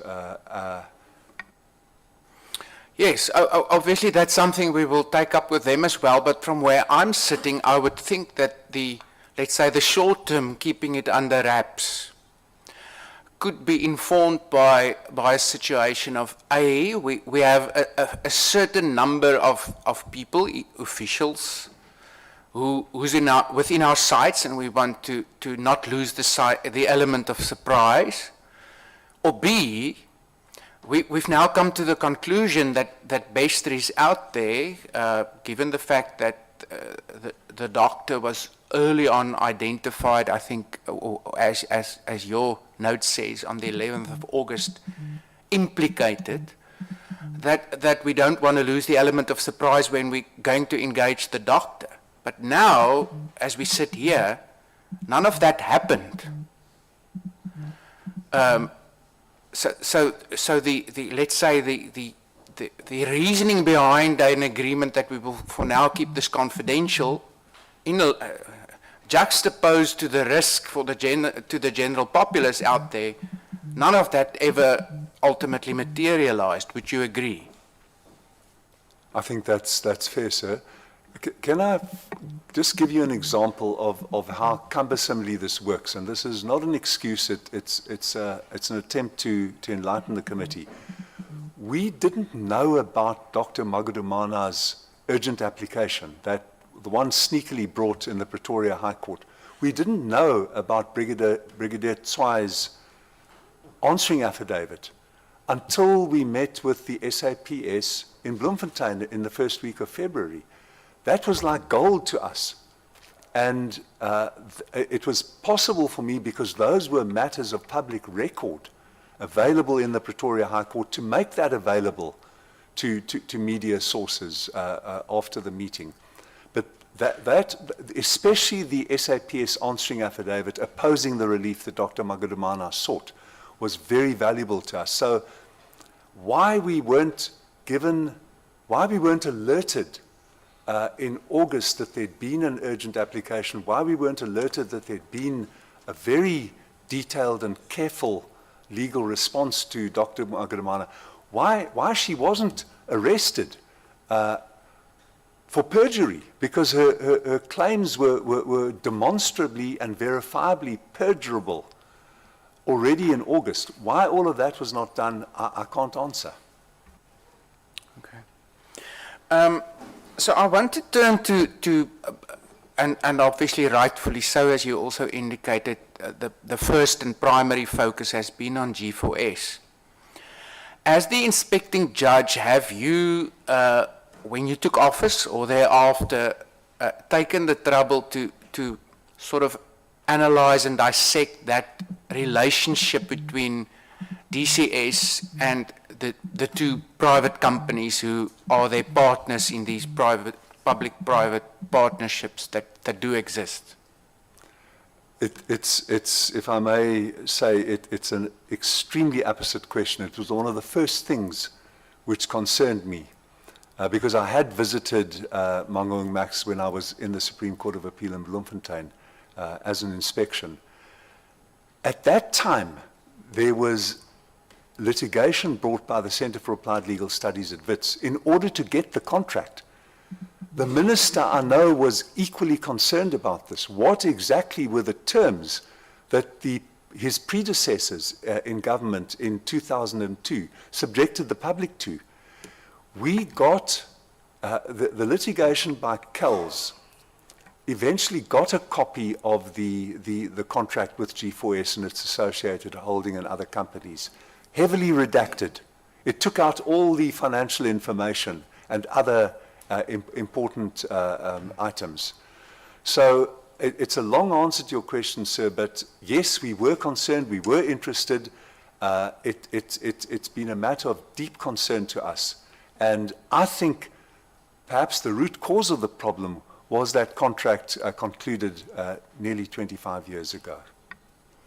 Okay, and then in terms of let's park the financial aspects. I mean, there's lots of arguments out there as it is, whether that's value for money, and then seemingly people seem to forget that ultimately a very valuable piece of infrastructure will be that of the state or the department. But in terms of the contractual agreement, would you agree that it does not sketch a situation where DCS is without authority or power ultimately, and as a consequence also without responsibility?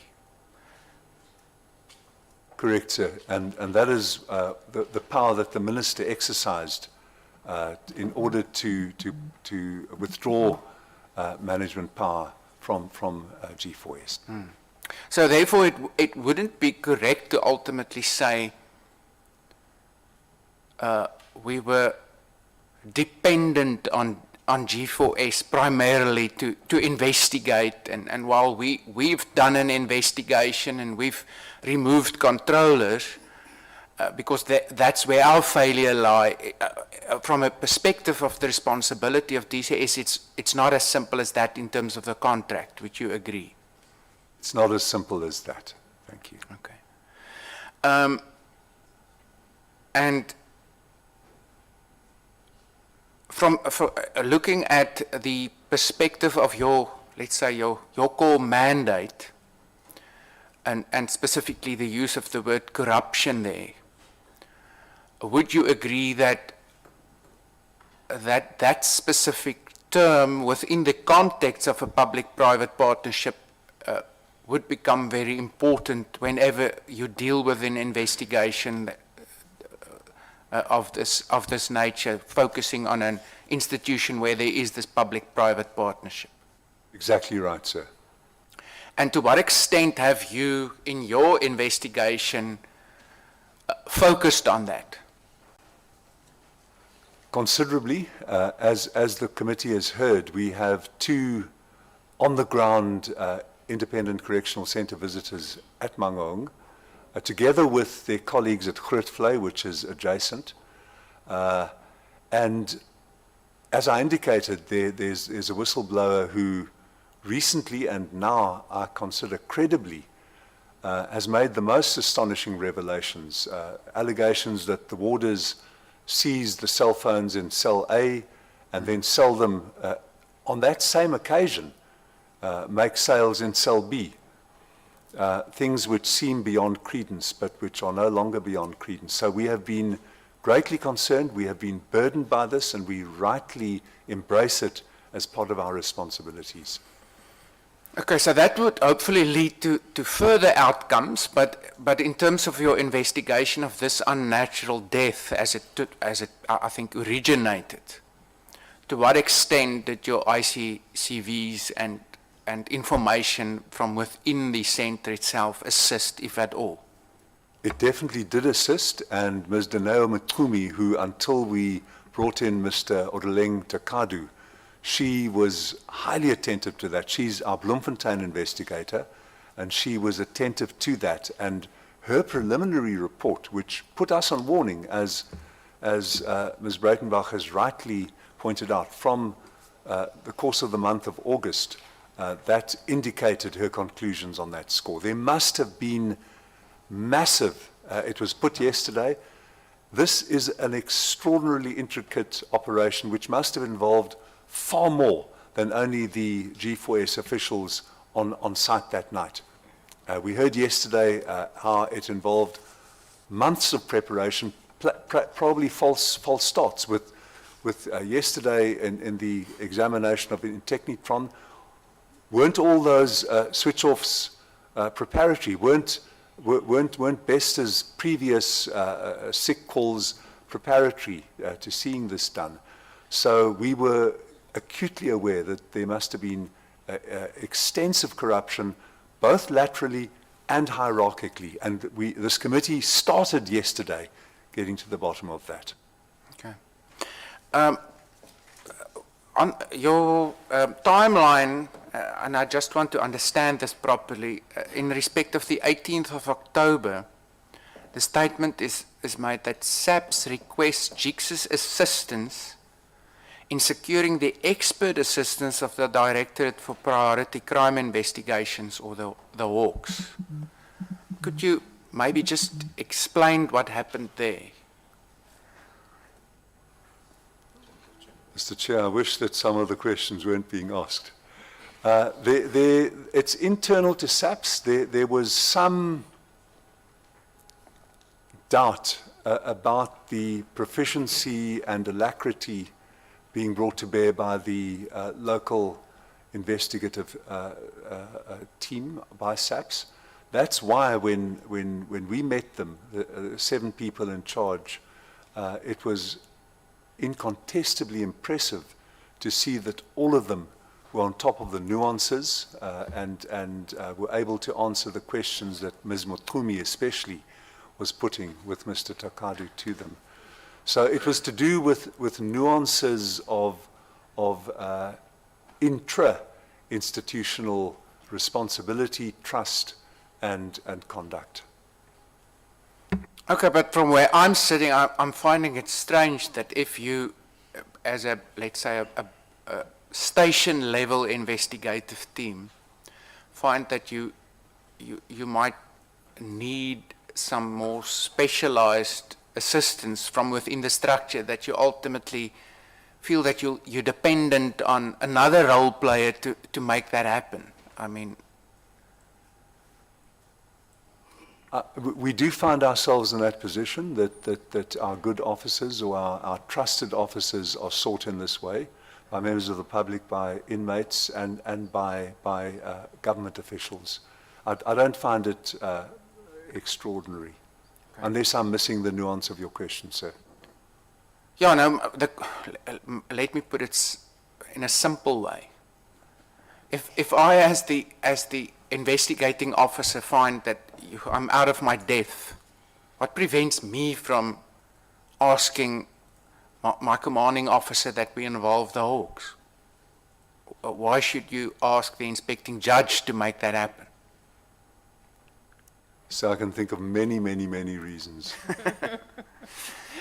And would one of the reasons being that you uncover that there's, we've talked about corruption, involvement of people, not only those officials who work at GFS, but possibly even a broader scheme or a bigger scheme of corruption. Would one of the possible reasons being that you feel that ultimately this is, so to speak, above your pay grade? And did you get that sense? Honorable Horn, you are left with 10 minutes. Thank you, Chair. Chairperson saves me. 10 minutes. I so didn't, no, sir. I can't truthfully say I did, but one of the difficulties of restoring trust in the whole administration of justice, including the judiciary and the NPA and the police, is that there is evidenced low levels of public trust in the police.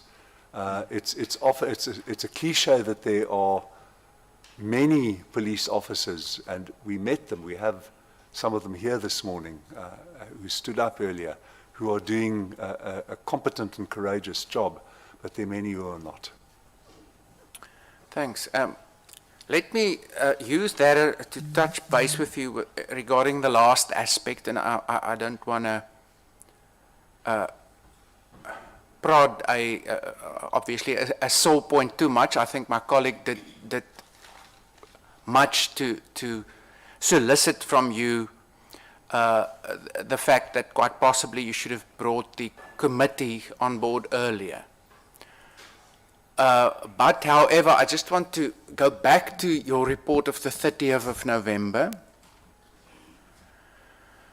I've had a relook at it because, as you would be aware, I think you were part of a bench that chastised Parliament heavily about our inefficiencies in respect of oversight. Now, the way it's been reported, apart from the fact that it's slotted in there with in between 10 other investigations, it was said that the name of the reporters more than meets the eye, which is quite apt in the circumstances. But then, and that's now end of November, it says, inmate burned to death in a single cell. Now, by end of November, of course, that would clearly be factually incorrect.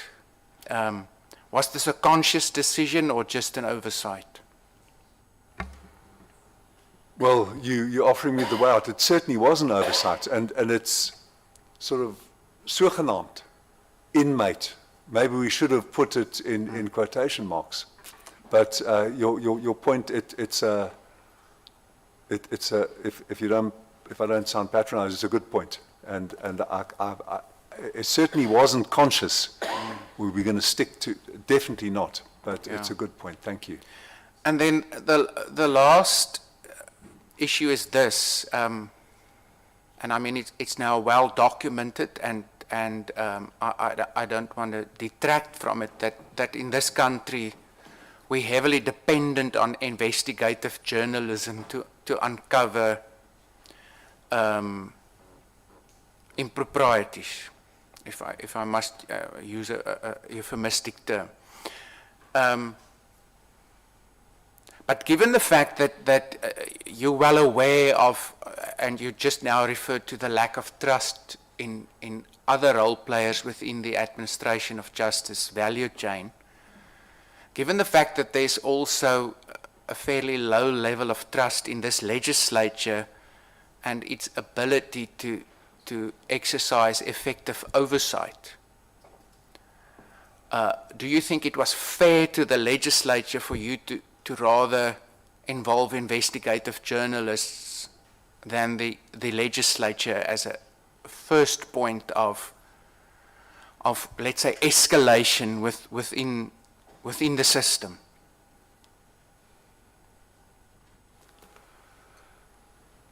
Another good point, sir. Or both. Looking back, because it was at about the time that we were putting together, and the person responsible for putting the report together is Ms. Cupido, and I finalize it. After it's been through the CEO and his team, I finalize it both. That should have been, and both could have been done.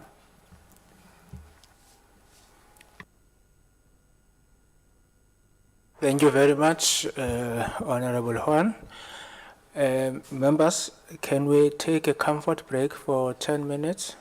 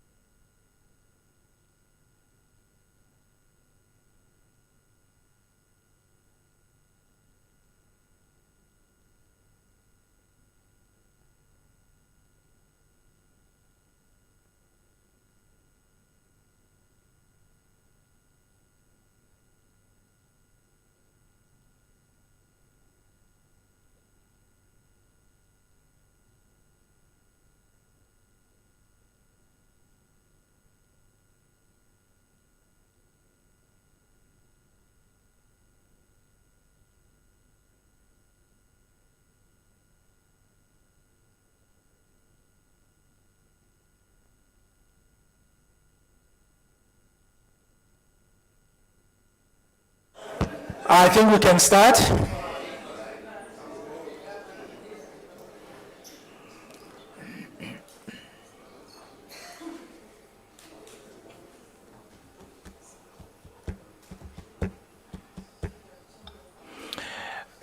Just before we start, I think I committed a grave mistake.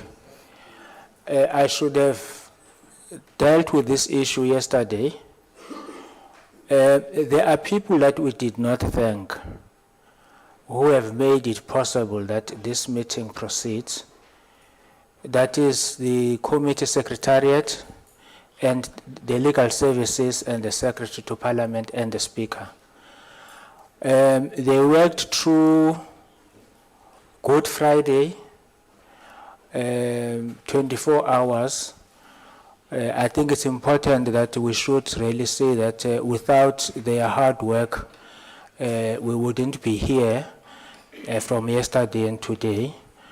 Thank you very much to the Secretariat, the content advisors, the legal advisors, the Speaker, because without her instruction to the Secretary to Parliament, those subpoenas would not have come out, and to the Secretary himself for acceding to our request at a very short notice.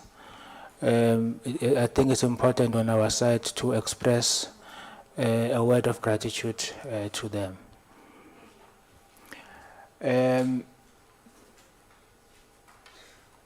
Honorable Maseko Chele.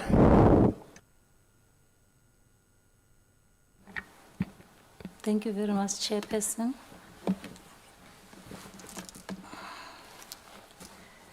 And also, thank you, Judge Cameron and your team for this presentation. That was very simple and clear for one to follow, as you have put it. Good morning, everybody. Chair, I think I'll start with the question. I wanted to find out from the judge your chronological events of your engagements with SAPS, DCS, and G4S. I'm looking at your dates from the first one, which is the 5th of May. No? Is it the 5th or the 3rd? Until the, I can't see properly, I don't have spectacles. The 5th, 25th, if I'm not mistaken. This information from these dates, it was during the time when you were doing investigations on the matter. Was due to you doing investigation on this, on the matter? Madam, I apologize profoundly for the distraction. Could you just repeat the last part of your sentence? I'm saying the dates, the chronological events that you have put here from the first date of May, which is the 3rd one, until the 25th. I just wanted to find out, it is during the time when you were doing your own investigation when they give you this information? Exactly, ma'am. Okay. The way it works is we've got a mandatory unit, which is based in Cape Town at the moment. It's being moved up to HQ in Johannesburg. And the death was reported to them by the controller almost immediately. That's what we clarified yesterday. And then reported some 7 or 8 days later by G4S. Then that unit alerts Mr. D'Souza that there's been a death. And Mr. D'Souza immediately was suspicious because his uncertainty and alarm was activated in May already because there'd never been a death by fire in Mangaung. This is a facility that is rightly lauded as being top class, single cell. How do you commit suicide in a single cell by fire? By putting the mattress on top of yourself. So it was the first, it was a remarkable event in and of itself. So we started then, and Ms. Mutumi, under Mr. D'Souza's direction, was investigating from that date. Thank you. In your preliminary report, you indicate that this information should not be made public. And when I read also somewhere here, also when you met with DCS, they also said the information must not be public. Even the SAPs with the issue of the DNA, they said the information must not be public. So my question is, could it be maybe the reason for the delay? Because I don't want, because everybody, you said it yourself that it should be public and it's confidential. So does it mean that everybody treated this thing the same way you took it? That is correct, Madam Honourable Member. The hope was, and my surmise was, that by keeping it confidential, there'd be activation of a recovery squad to put him back behind bars. So there were real reasons to keep it confidential at that stage, but towards the end of September, already it became evident to me, I wouldn't say clear, but it became evident to me that we needed some element of publicity. Mr. Horn and Ms. Your colleagues, honourable members, have indicated to me that I should have perhaps written to Mr. Bulelani Magwanisha, the honourable chairperson, as well at that time, and I take the blame for not doing so. But at that point, there was a genuine reason that you could jeopardize delicate SAP's investigations and recoveries by alerting him or alerting the co-conspirators, by alerting the people within G4S who must have facilitated this. Okay, thank you. Follow-up question on that one. Could this be the reason why? Because now it comes out as if the department did not do anything. DCS, they were reluctant in speeding up issues, the minister and all that. Could this be the reason to everybody, that everyone was treating this matter with caution? Yes, it is the reason, ma'am, but it's also a reason for criticism, as I've indicated. So while I think that hindsight is an infallible wisdom after the event, I also think that all of us should have moved more smartly. But there were reasons at the time for disbelief, for caution, for moving. Even the investigative journalists were gobsmacked. They were astounded. It just seemed beyond any form of credence, like the presidential jet for the Bushiris. Who would believe it? Maybe that's more credible than what happened here. So there were those reasons, but at the same time, even giving those reasons full weight, we should have been smarter. And now I think in the line of the chair opening this session, in thanking the committee, we must also thank the journalists for alerting the country about this matter. Would you agree?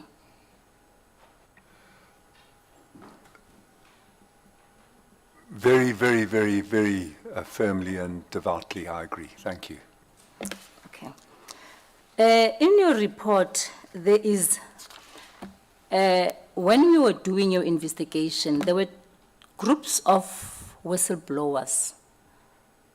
I can't say whistleblowers exactly at this moment, but I'm saying the people that you spoke to, those who gave you information, the officials, G4S, is it G4S officials, and then at the center, the inmates, and who else gave you information?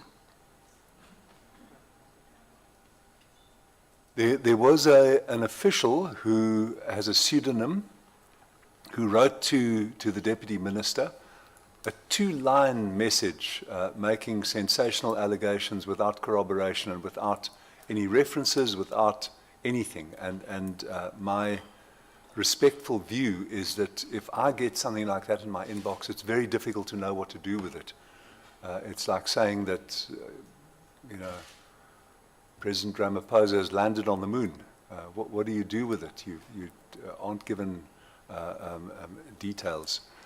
But it is correct that we were supplied with very helpful and important information by whistleblowers from within who felt that their lives were in danger after they wrote to us. And in 2 cases, we facilitated relocation of those 2 inmates who supplied us with information.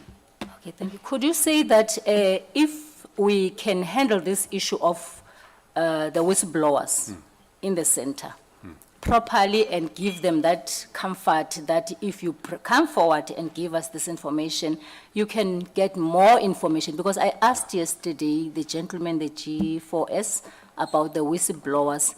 They could not answer that one. Could you maybe say something about that, that maybe we can get to the bottom of this information if you can do something with the whistleblowers in the center? I don't have much to add to what you've said, ma'am, but I do think that if there were an assured way of protecting whistleblowers at all levels of the corruption in our national life, we would all be much better off. It's a well-established matter of record that whistleblowers are given insufficient protection, and there should be much, much more done for that, also in correctional centers. Okay, no, I wanted only in particular in this case, because we want people to come forward and we want people to know that they are protected and they will be safe. But let's go to the next one. There is somebody in your report that you are saying is the official, you call that person, is it the official by the name of Snowy? I've written it somewhere. Yes, who is this person? I think it's an anglicization of the first name of Mr. Sonoy Motswara. That's what I inferred, but we were only told from the whistleblower that it's Snowy. But we may find that the gentleman who's now on trial with the father of Dr. Mogadumana is colloquially known as Snowy. Oh, so now I want to know, yesterday when I opened my questions, I did mention the issue of the code of the judges.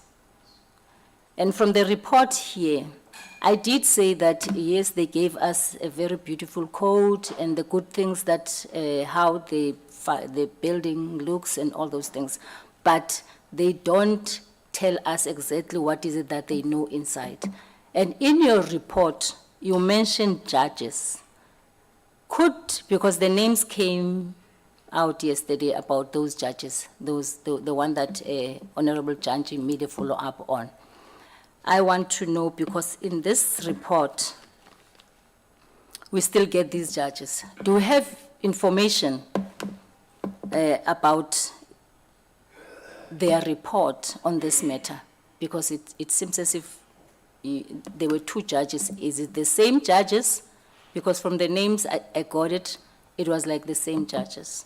So it means these judges they must give more, they might give us more information on this issue. Is it possible? Thank you, ma'am. I don't think these judges will be able to. The Judge Taron visited Mangaung as part of the Constitutional Court's prison visits program. We are hoping, with the backing of the new Chief Justice, to get that prison visits program extended to all judges and all High Court divisions and all magistrates divisions as well, because magistrates are allowed to visit prisons within their jurisdiction. So Judge Taron's visit was done as part of a regular Constitutional Court. All judges in the Constitutional Court, as part of the program, are asked to visit prisons every year. The visit by Judge Nokutula Daniso and Judge Ilse van Rijn was mandated by Judge President Cagney Musi of the Free State after the whistleblower wrote to him. And they went there, and then Judge Daniso wrote privately to me. And that is what I furnished to Ground Up at around about that same time, after not asking her permission, but mentioning to her what I was planning to do out of respect to her, but not seeking to implicate her. Then they delivered a report later on the 21st of December, and that report is what G4S quotes from. Thank you. So does it mean also themselves they were disappointed by the fact that there is a missing video tape? The ultimate report of Judges Daniso and Van Rijn doesn't record any contentious details. Thank you. I just want to find out from you, would you agree by now that this investigation will never go, even will have difficulties even in court without that information of the tape, which is, I believe, is with the officials of G4S? I think there's going to be more and more and more proof and more exposure of all those involved. And that's why it's good work on the part of the NPA and the police to bring those two people before court, because one of them might be a source of more information as to who was involved. I don't believe that the operational officials that night, or even their overseers, were fully responsible for what happened. I think there must have been a far, far larger operation involving many people inside G4S and outside G4S. So I think that there is a lot of proof, and I think there will be more proof, and that's why this sitting of the committee, and that's why the chastisement of me by your colleagues for not bringing this committee in 6 months ago is justified, because this committee process is cleaving open the facts that occurred and will continue to do so. But we still, Judge Cameron, we still don't have the tape. Have you asked G4S when you were doing investigation there that this tape is important and we want it? Yes, ma'am. It must come. Yes, ma'am. We were very insistent on that.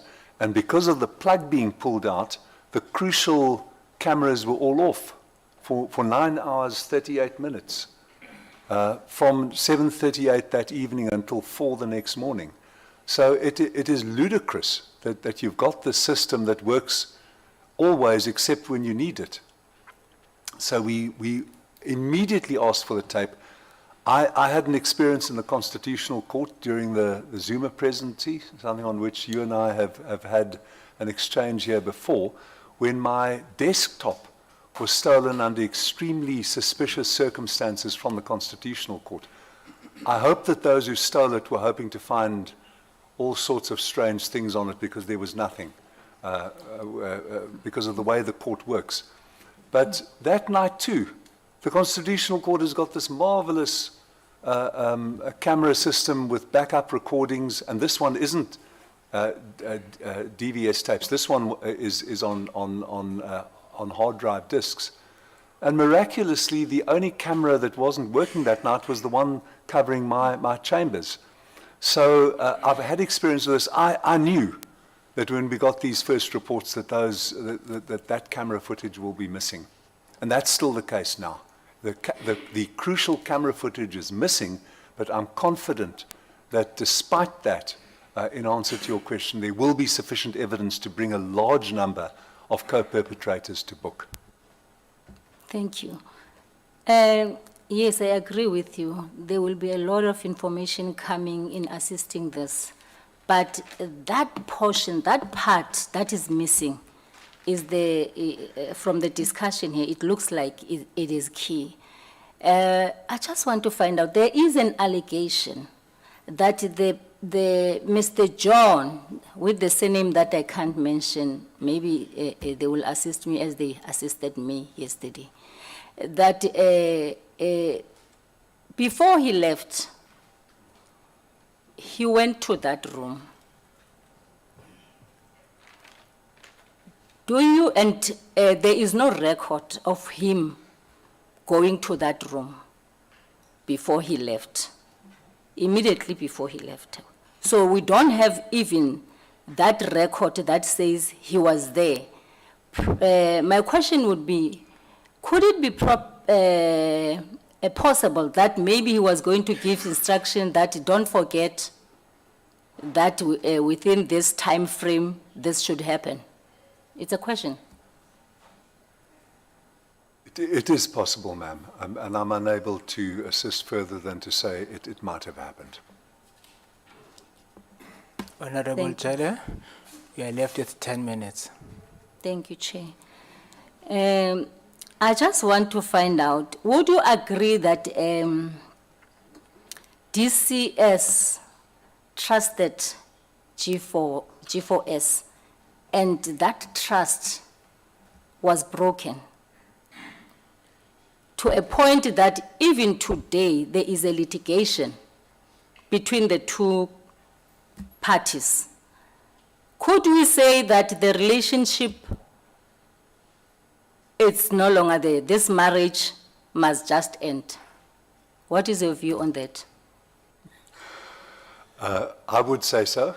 I would say that the breaches have been outrageous. I do agree that DCS trusted G4S, but I also think, for the reasons that have been debated with me previously, that there could have been more alacrity in supervision and in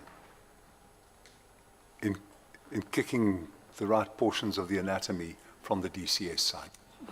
Is it not ironic for the G4S to take the DCS, in fact, to be in loggerhead this way with the DCS when DCS is expecting much from them? Even to this point, they have not even complied in terms of accountability to bring forth information that we are sitting here about. Is it not ironic to you, Judge, and the team? I might be missing your nuance, madam, but it is paradoxical that there's a clash between these two contractual partners who should be in harmony in securing criminals inside correctional facilities, that those facilities are well run, and their respective responsibilities on both sides, which weren't fully maintained. Oversight on the DCS part and simple operational efficiency and integrity and care on the part of G4S. But perhaps I'm missing your nuance. No, I think my last question, Chair, on this one, it is on the issue of the value for money, and Honorable Horn asked it, but I'll put it this way. Would you agree with me that the G4S are here only for money, nothing else? Thank you, Chair. That was my last question. Thank you, ma'am. You're asking me for a view on a huge public issue, which I will give. I wouldn't have given it while I was on the bench. I'm very much in favor of public-private partnerships. We were trying for years on the Constitutional Court to get a public-private partnership, to get Constitution Hill developed. And we came almost to the point with parliamentary backing, with President Motlante's backing at the end of his tenure, his 7-month tenure. So I think properly supervised, properly negotiated, we can do a great deal together in the public sector with properly managed private enterprise ingenuity and very hard work. So that's my view, ma'am, since you asked it. But I see Ms. Yaka has put her hand in the head, her head in her hand, so I hope it's not because of my entrepreneurial streak. But that's my view. Thank you for asking it. Thank you very much. Thank you very much, Honorable Jelle. You have served 7 minutes. I hope it will not be expropriated. Honorable Janche. No, thank you very much, Chair. If I save time, it can be given to my deputy. So that will be shared. Who is the deputy? Ola. No, thank you, Chair. Maybe before I invite the inspecting judge, Judge Cameron, just to indicate this point, Chair, my preoccupation. I think the central point of what we're doing, I want to repeat the point, that ours is about checking the functionality of the institutions that we have and the effectiveness of the systems within those institutions. And that's, I carry that throughout, so that we don't lose the focus. We can easily lose focus on many other issues that are incidental to the real work that we need to do. And for that, I want to start with an appreciation commentary to JICS. And maybe for those who don't know, so JICS is an institution that has got a very modest budget. This current financial year, JICS operates from a budget of 78 million, having to monitor a multi-billion institution of over 23, 25 billion in the correctional services. That's up by 2 million from the previous year. Now that is JICS. But when you read the report of JICS presented here, it is very clear that the takeoff from the point when they started, and I think that's the 5th of May, there's what I call a consistently focused manner of doing things with limited resources, which says to you the issue is not how big the size is, their agility to do the work that they need to do and get results out of that. It's a lesson kind of going forward, because and on the 10th of August 2022, they would have drove to even the established multidisciplinary team where all role players were brought in based on their consistent insistence on how they want to do work. And that's really the appreciation I want to say. This is good work that you have done. It's demonstrated throughout the process. And I don't know, maybe the only question I can ask there is, could this have been a better and quicker process with a differently positioned and designed JIC? Just your quick take on that. Should be an easy one. Wow. Thank you very much, Honourable Member. I think so. I think so. We are battling for JICS's final autonomy and independence, for an extension of its powers, so that we don't want to command DCS or its contractors what to do, but we want to know why they don't follow our recommendations. That will be built into the bill that will come to this committee. But the answer, sir, is very definitely with a repurposed, enhanced, and slightly, we're asking for very little, which eventually we've persuaded Minister Godongwana and his treasury to give us. With a very little enhancement of budget, we'll be able to do a lot more. Thank you, sir.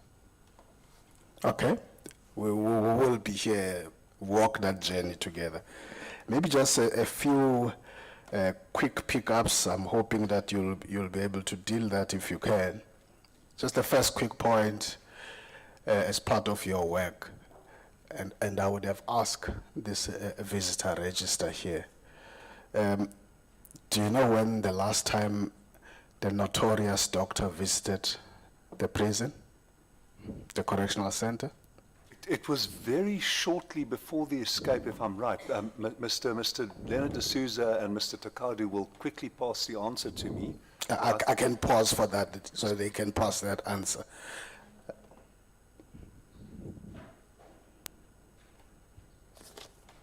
Thank you, Chair, honorable members, IJ and CEO. According to the reports that we received from G4S, the last visit of Dr. Nandipa, it was around April 2022. 2022. Yes. You can find out the exact date. I'm interested in the exact date. I'm interested in the exact date. I will give you to, not now, to assist us with that, because I think it's part of your oversight work that you do, and I think you would have picked that up. Hence, I'm posing the questions to you. Thank you, sir. Thank you. Just to confirm on record, you have confirmed in your presentation that you were informed on the 5th of May on this, as compared to what was on record yesterday from G4S, who said you were informed on the 9th of May. We were informed by the DCS controllers. Through them, we were informed of the death, and then later by G4S. Confirmed, sir. Okay, thank you. That helps. My next point that I want to go to, it's important for me because I sat here listening to you walking away with Honorable Horn and Honorable Breitenbach on this issue. And you're leaving me behind because I'm just not with you on this. You're walking away, and you've even concluded that that walk away is justified. So here's the point. It is correct that in the 2 quarterly reports, you would have put on record, actually, not even on detail, to the portfolio committee about the matter of Thabo Bester, this inmate. But in both reports, so that I'm with you, to start there, that putting on record had to do with the mysterious deaths in the cell of these inmates and nothing to do with an escape. Am I right? Because in all of those 2 reports, you would not have put on record that you have found that he had escaped. You put on record that there is a process to investigate the whereabouts, the circumstances of the alleged death of Thabo Bester in both the quarterly reports. Am I correct in that understanding? Because we have to situate things here properly. I think, sir, that the one leads to the other. Once you see that the body is not his, you've got to ask, where is he now? I'm not there yet. I'm working towards that, but I don't want to assume that. So my starting point is that your reports to us, hence there would not have been a discussion. It was saying, we're busy with this investigation on these alleged circumstances around his death. That's what those 2 quarterly reports were about, not about the escape from where I'm sitting. You're quite right, sir. It was a loose use of the Thabo Bester overview to discuss the mysterious events. And as was pointed out to me, and I conceded earlier, we should have been more precise and we should have been more informative in those 2 quarterly reports. Okay. Now, I want to try and walk closer to the 3 of you, yourself, inspecting judge, and my 2 other colleagues, on this issue. I am of the firm view, and given your previous role, I suspect that you will be of that view. I would prefer in an investigative process that the satisfaction I will get in that investigation process is when matters are ventilated in court and somebody is found in this way or that way, as compared to me highlighting something prematurely. So in other words, do you succumb to a pressure during your investigation to just release incomplete information? Because that's the first point, perhaps before I proceed. If you have confidence that it will culminate in an appropriately speedy judicial process, then you should shut up. But if you have doubts, and this is what we did have at JICS, we were grappling in And your report shows doubts throughout until the end. But if I may just answer, sir, just the point that I think one should have recourse to Parliament and to trusted, responsible sources in the media as a propellant, to use a loaded term here. So. Okay. Let me then indicate this to you, being part of this Justice Committee. If you were to come as the inspecting judge to our committee meeting and say, there's this, I'm not sure about this investigation is not complete, and you want to rush to report that to us, I would have serious problems with that kind of an approach that you do. I will be the first in that meeting. Would you agree with me on that? I would agree if the significations and indications are inconclusive. But if you, by that stage, by late September, October, already have a post-mortem report and DNA, we don't know who the lady was who claimed she was Thabo Wester's mother. Out of respect for her, I concede her claim. I'm not disputing that. We didn't know. If you have those two things, I think that you then are under a potential obligation to secure the eventual judicial outcome that you put in prospect by using prods and incentives and propellants via the public domain, including parliamentary oversight and including media of integrity. So this is where, therefore, I stand, that I would rather prefer and I would accept that because this is why I want to close this gap. I am comfortable that I would get a report at a point when that report is ready. And when that is ready, it would not jeopardize both that process. You would not take a case to court where you are already losing it. Would you share that? I would, dear sir. Forgive me, Honourable Mr. Janchi. I acted solo as inspecting judge. And I know I didn't ask my colleagues at JICS permission. I didn't ask their approval. I do know, sitting here before Parliament, that what I was doing made many of them extremely uncomfortable. This was not the JICS way of doing it. And I know that they would agree with you. And I'm willing to accept criticism as well for maybe not doing it differently, coming to this committee rather than going to the media. Whatever the outstanding task is that Ground Up has fulfilled. So earlier on, you'd have made what I would call a throwaway comment on this notorious doctor. This throwaway comment, and I want to know if you're making that comment from a distance or it's based on particular evidence and facts. The comment is about she should have been charged for perjury, and you don't know why that has not happened.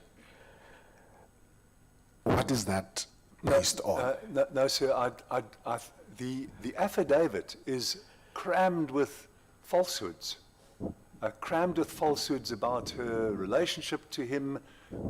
I can itemize at least 10 falsehoods. Now, one of the lacks, and maybe I can get my own back on Ms. Breitenbach. When she was a senior figure in the NPA, there weren't enough prosecutions for perjury. We were having in the Joburg High Court, we were having people fabricating divorce certificates, which has enormous impacts, mostly on women, a gender leaning impact. And you bring a couple of those husbands and sometimes wives to a criminal court with a charge of perjury, it will have a miraculous effect.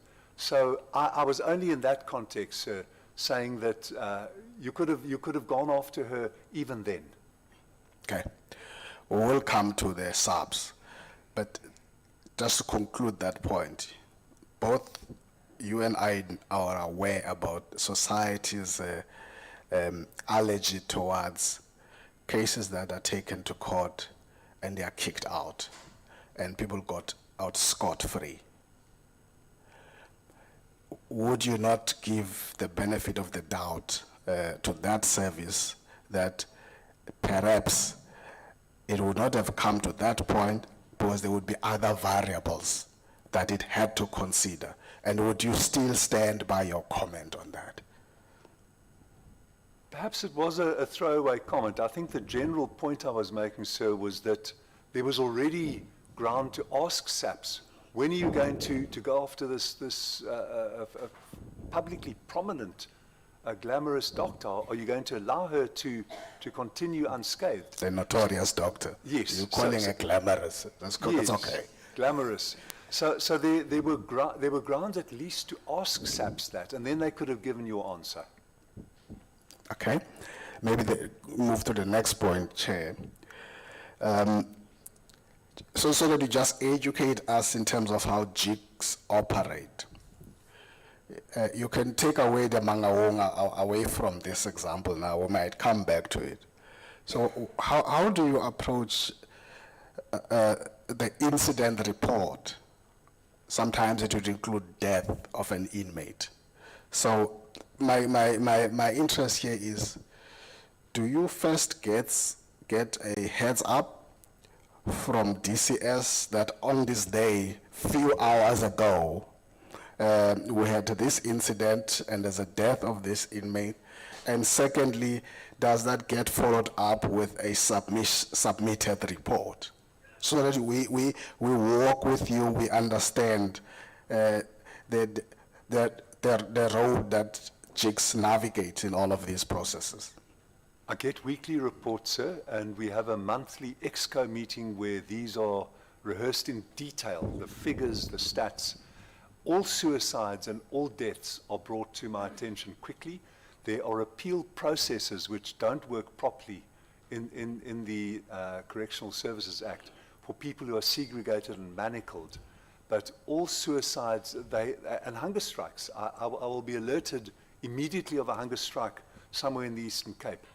So I will be informed very, very quickly about that. Did that happen in Mangaung Correctional Center? Were you firstly given a heads up on the 3rd of May? I'm confident that it did. Sorry, sir, I interrupted. Go ahead. You got me. You were able to read my mind. We're on the same page. I'm not offended. Thank you. I'm confident to say here that I was informed that week. I don't recall it, but Mr. D'Souza can perhaps... And that week might include the 5th of May. That's what it is. I would think so, but may I so ask not on the day. May I ask Mr. D'Souza? Please do. Thank you. When he told me.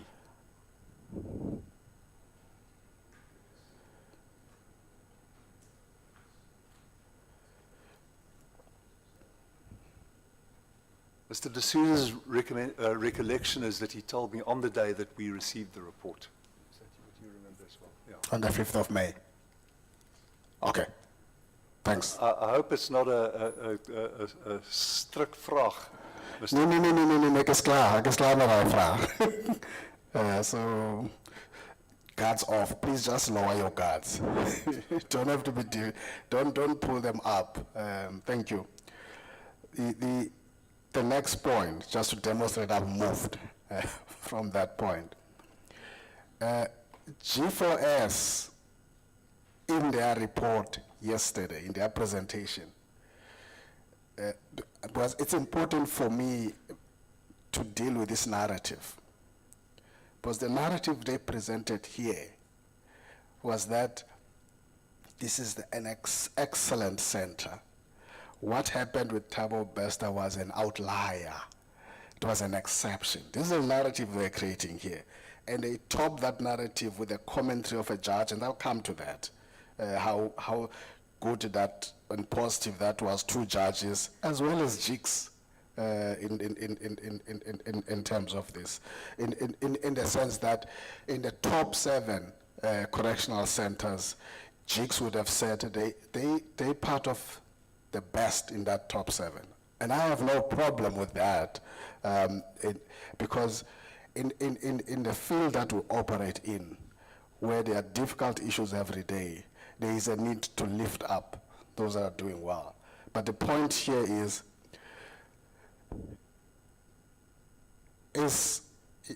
firstly, when was your last oversight visit to MCC?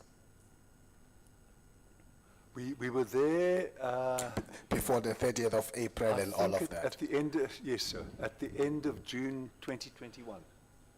Yeah, we visited Pretoria CMAX in the same week, the last week of June 2021. So it was 11 months before, 10 months before this occurred. And do you want to comment on what was attributed to you? Your assessment of the top 7 from you now, not from G4S. Let's hear JICS saying this. So the terrible conditions we see, and I remember Ms. Breitenbach speaking about St. Albans. We last visited Durban Westville, medium B, and Pietermaritzburg, medium A, in the last month or so. Stanger as well,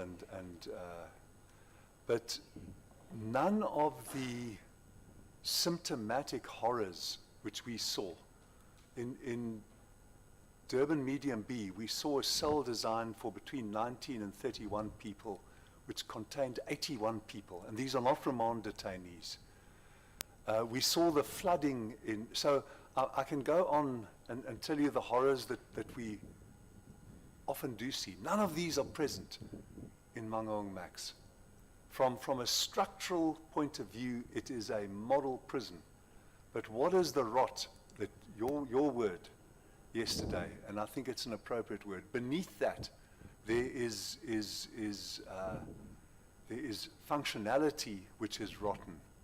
And I agree with your statement yesterday that the Thabo Bester wasn't a rare event, a black swan, an untoward experience. It is symptomatic of a degradation of institutional authority, organizational cohesion, and management control. That could not have occurred without a significant degradation of almost every organizational and control function that you should have in a prison. But I'm making the point that you made yesterday. Okay, thank you. In fact, I've just glanced through the report of Judge Thrawn, who would have visited that because something was picked up about a constitutional court judge and a particular quote listed which must fit the narrative of everything is good and as good as and nice here. One in the section on security, she goes into detail about the decay and the problems of gangsterism in the Mangaung in the same report. And I would have made the point yesterday that don't lift up that commentary outside of what the content in the body of that report is saying. And then I hope members will be able to interact with that, because as a committee, especially us as a subcommittee, we will take particular interest in that. I'm making this point so that we're able to bury this narrative that the Bester thing was just an exception. We now know it was not an exception. It's modus operandi that is happening there in this beautiful place. Agreed, sir. Thank you. And Chair, I'm going to leave the time, the 10 minutes that you want to remind me, it's going to go to my deputy, and I'll pause there, but to indicate the point that I think when we go into deliberations, there are matters that we need to get into which have nothing to do with the team in front of us, which are more political matters that we debate as members. And I would want us not to get into those matters now. It's important that we don't do that. Thank you. Thank you very much, Honorable Janche.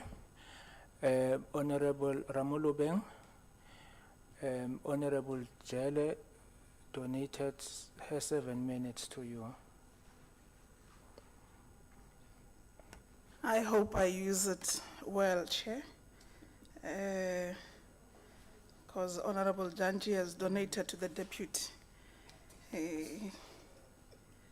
Maybe you are a deputy to Honorable Honorable Jele, yes. I understand this thing of seniority. We seem to be juniors with all us, or seniors are donating time to us. It's been groomed well, Chair, and we take note of it. Chair, let me welcome the report and good afternoon to colleagues in the meeting, and let's welcome the report from JICS led by Judge Cameron. Chair, at first when you noted hands, I had a problem with coming after Honorable Janji because if he seems to be sweeping everything that one wants to raise, leaves you with little few things you want to raise. And I think I would understand, basing that the seat you're actually sitting in has been sitting on it for quite some time with the Section 194. So the reasoning becomes somehow. But Chair, I would want to take it from where he would have raised, especially on Dr. Nandipa's records from JICS in terms of the visitation to the Correctional Center. If we do have it, or if it was indeed recorded from the systems of G4S, and I would raise this, I don't think it was, Chair. I think the private visit that Honorable Ola mentioned yesterday when raising a question or clarity to G4S on the private visit, it was not administered. It was not booked. Because if it was booked, it wouldn't be private. The records would be known. You would be able to draw in that report. And I say this because in my possession right now, I have something that confirms that the last visit the doctor made to the Correctional Center was on the 17th of December, 2021, recorded to G4S systems. And she further booked a visit again on the 14th of February, 2022, but she canceled that booking. So my question is, I don't think you'll find it, Judge Cameron, that record, but if you do kindly furnish us with that record. Do you think perhaps this is possible, that there were visits that were administered that are not logged in the G4S system, based on your internal investigation and how you have been interacting with the MCC? Thank you very much, Honourable Member. I'll have to check again with our investigators, but we will come back to the committee with the verified log that we received, in which I believe we based our response on. But it may well be that your records are more accurate, but we will come back to the committee with a formal response. Thank you. We try by all means that when we sit here and question, we question on informed basis, not to bring things that we equally ourselves can't even get away with it, because if it makes no point of this. There is another thing that, in this instance of the private visit, it was exposed by an inmate. Do you have any information on that or are aware of that? I don't believe we do, ma'am. Okay, you don't. Because from me, what I have, Judge Cameron, is that there is an inmate that saw the private visit to Thabo Bester on the 16th of April that would have notified. I'm afraid of mentioning the name of the inmate. So I would leave it at that. I'll privately share, but I don't want to. And this inmate was transferred from the MCC to Vereeniging prison. Are you aware of that? Yeah, we assisted with the Deputy Minister and the National Commissioner. We assisted on a Friday night in getting that person. His name is known to me, and it's in the Groenpunt Correctional Centre. So you are confirming that there is someone? No, I can't. I know that he gave that information, but we haven't confirmed it. So you are aware of the transfer of someone from the MCC to Vereeniging prison? We helped facilitate it That on a process. Friday. It was the Friday, the 17th of February, that occurred. And I was phoned at 8 o'clock on the Friday evening by Ms. Ntobizodwa Sabuta, our head of regions, to say that the transfer had been effected, and the prisoner has subsequently written to say that, to express his appreciation because he is now safe. He and another prisoner, whose name is also known to me, were of the view that their lives were in danger. Okay. So I'll take it, you might be, you facilitated the process of transfer, but you might not know the basis of that transfer. What was it? Exactly right. And I might be muddling up instances, but I believe that we are resonating in these instances. We might find later, but we will come back to the committee if I'm muddling up the wrong instance. But you do confirm that the basis of transferring that inmate was on fearing for his life? Exactly, and on whistleblowing. Thank you. For me, that covers why the transfer happened, Judge Cameron. The point was that he is the one that would have alerted on that private visit of Thabo Bester, of Dr. Nandipa to Thabo Bester, which G4S did not administer that in their system. Hence, you'll not find the records for that visit. 2 weeks exactly before the walkout. Coincidentally. And she becomes the person that wants to collect the body immediately after the incident. Judge Cameron, you made mention, I read somewhere through the reports, I'm not sure, you'd correct me, whether it's 3 inmates or it's 2 inmates, that you would have officiated the transfers of them, bearing in mind, fearing for their lives. In this regard, it was 2 inmates from Mangaung. What was the basis for them being transferred in fearing further? This is excluding this one that I would have mentioned now, to Vereeniging. It's including.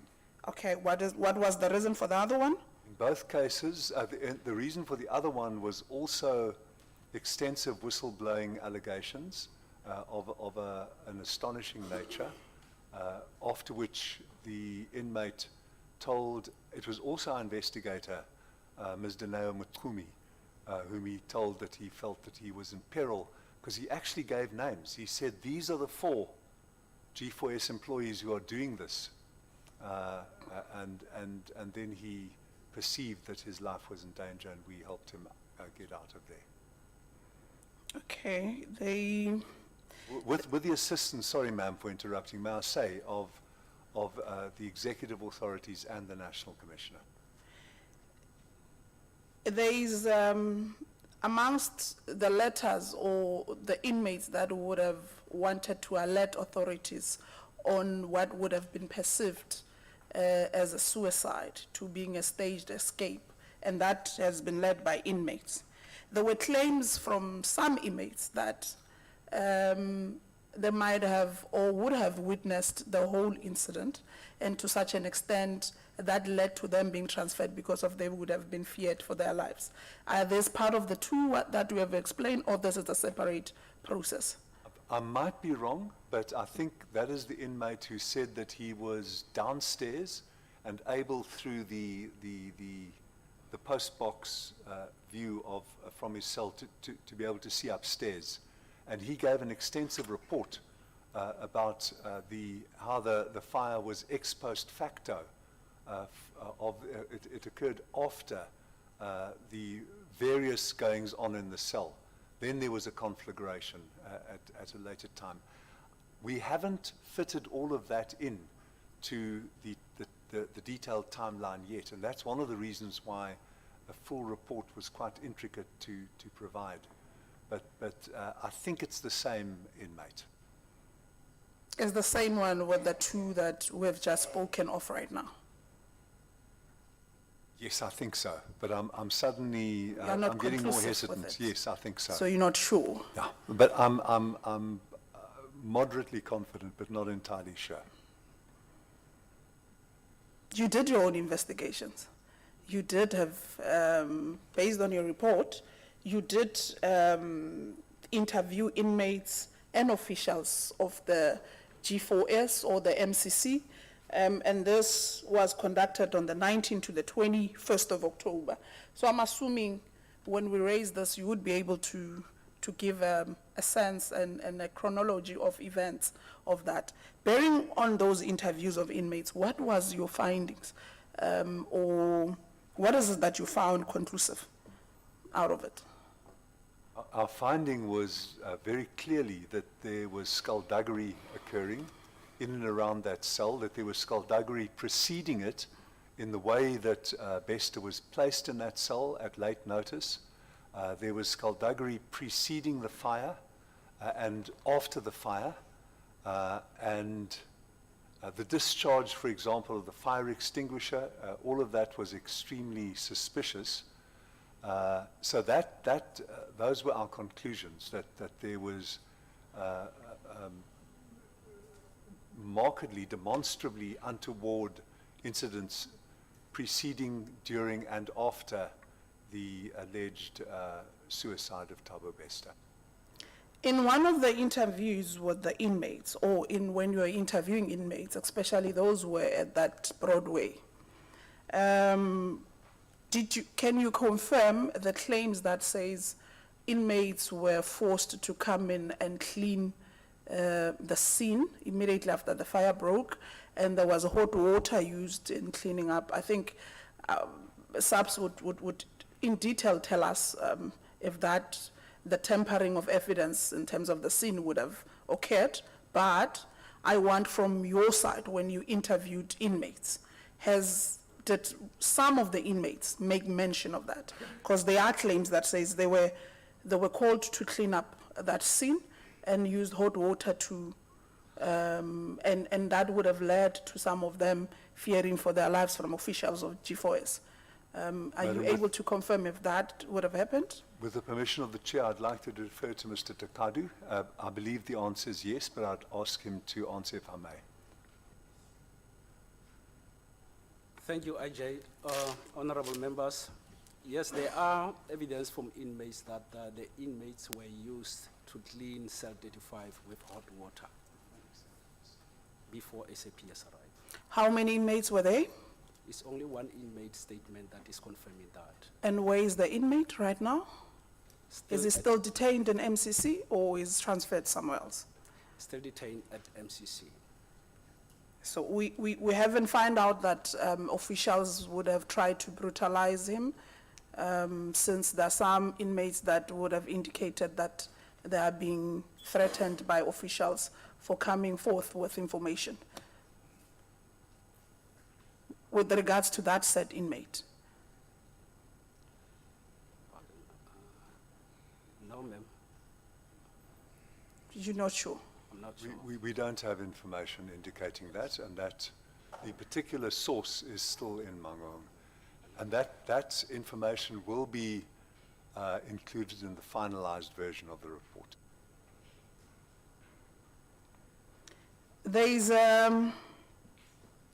the inmate that was moved from cell 35. I have the name of the inmate. I think yesterday I even made a request from G4S to provide us with those details, because we have a sequence of when he was moved in Broadway, the reasons why he was moved to Broadway, which cell was moved into until ultimately that led to him being in cell 35 and to move again for when Thabo Bester was put in. Are you aware of that sequence of events of that inmate? Of Thabo Bester. The inmate that was, Who was moved in cell 35 to accommodate Bester. I'm not aware of that. But we know that there was an inmate moved, and we have sources that say, and I think that's included in our report, that the removal of that inmate in order to accommodate Bester in that conveniently placed cell was seen as untoward. We don't know why the previous occupant suddenly lost all his fear on a Saturday night of his previous cell. Why was he suddenly willing on a Saturday night to be relocated, a long weekend Saturday night? So all of this is regarded by inmates and by JICS as being quite untoward and suspicious. You know the inmate's name. You are aware of who is that inmate. Do you know who is that inmate? The name is Eric that you are having in our report. I'm saying, but do you know, let's avoid mentioning inmates' names for their own safety because we still have G4S operating the MCC. Let's just move away from that because they are inmates that have been moved on a bearing on an issue that they're fearing for their lives. That's why they've been moved out of the center. I have the names, so let's just avoid. The question is, do you know the name of the inmate that was moved from cell 35 to accommodate Thabo Bester? Yes, we know.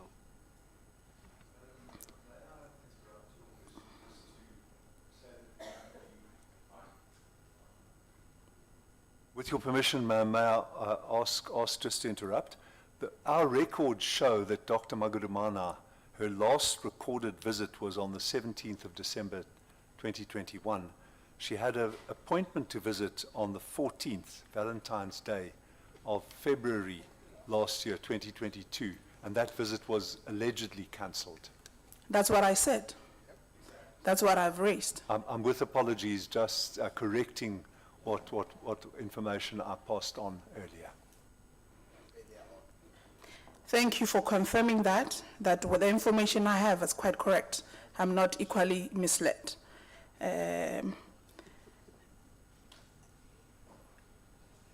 You didn't think that it would be prudent for you to inquire with the inmate, since you know who he is, that what led to him cancelling his reasons of going to segregation in the first place? Definitely it would be, ma'am, and if we haven't done it adequately until now, we will certainly follow up because it's highly suggestive. The inmate that wrote to the president subsequent to the minister, are you aware of that inmate? We've seen that in media reports. Those letters were never passed on to us. We told that JICS was CC'd, and the averment is that those letters were never passed on by G4S. We haven't seen those letters. We're aware of the media reports describing them. You have not seen the content of the letter in actual fact? We haven't. You have no idea who that inmate is? As I sit here, no, ma'am. Did we try to get that info from the G4S staff, especially the lady that would have responded to that letter? The media reports, if I'm correct, were in the last week or 10 days, and we haven't, to the best of my knowledge, followed up in that period. When you started speaking, you made mention of how officials of G4S are playing part in smuggling of drugs, contrabands, all those things. Did you try to at least inform SAPS or DCS in what you would have found in the center? Or you assume it's happening, activities that are happening? I do assume, because that is our regular process. Yes. I assume that is done because that is what we ordinarily will do. You have done? Yes. So I'm assuming that is what we have done, ma'am. So my answer is a lawyer's answer of some ambiguity, but yes, the answer is yes. Judge Cameron, I'm not familiar with the law side of things. I'm not sure if I'm going to take part on it anytime soon, so I'd prefer to say for you to confirm yes or no, so that I equally am able to make follow-ups or not on that matter, with due respect. So I would take it that yes, you would have informed SAPS and TCS on that process, of what you might think is happening. It was alleged that one of the inmates or some of the inmates would have made mention that Thabo Bester was equally dealing inside the center, selling stuff. There's where I read as well that on the actual day of the incident, he had a lot of money on top of his bed, whilst he's having his laptop and so forth and so on. Do you perhaps think what officials were smuggling in, it has a link with Thabo Bester, or their dealings are linked, or they were dealing together in that sense? We know from our meeting with the on-the-ground G4S personnel in Bloemfontein on the same day that we met SAPS, the last question I asked them right at the end of our meeting was Thabo Bester a powerful figure in this facility? And they both said instantly yes, the two officials present.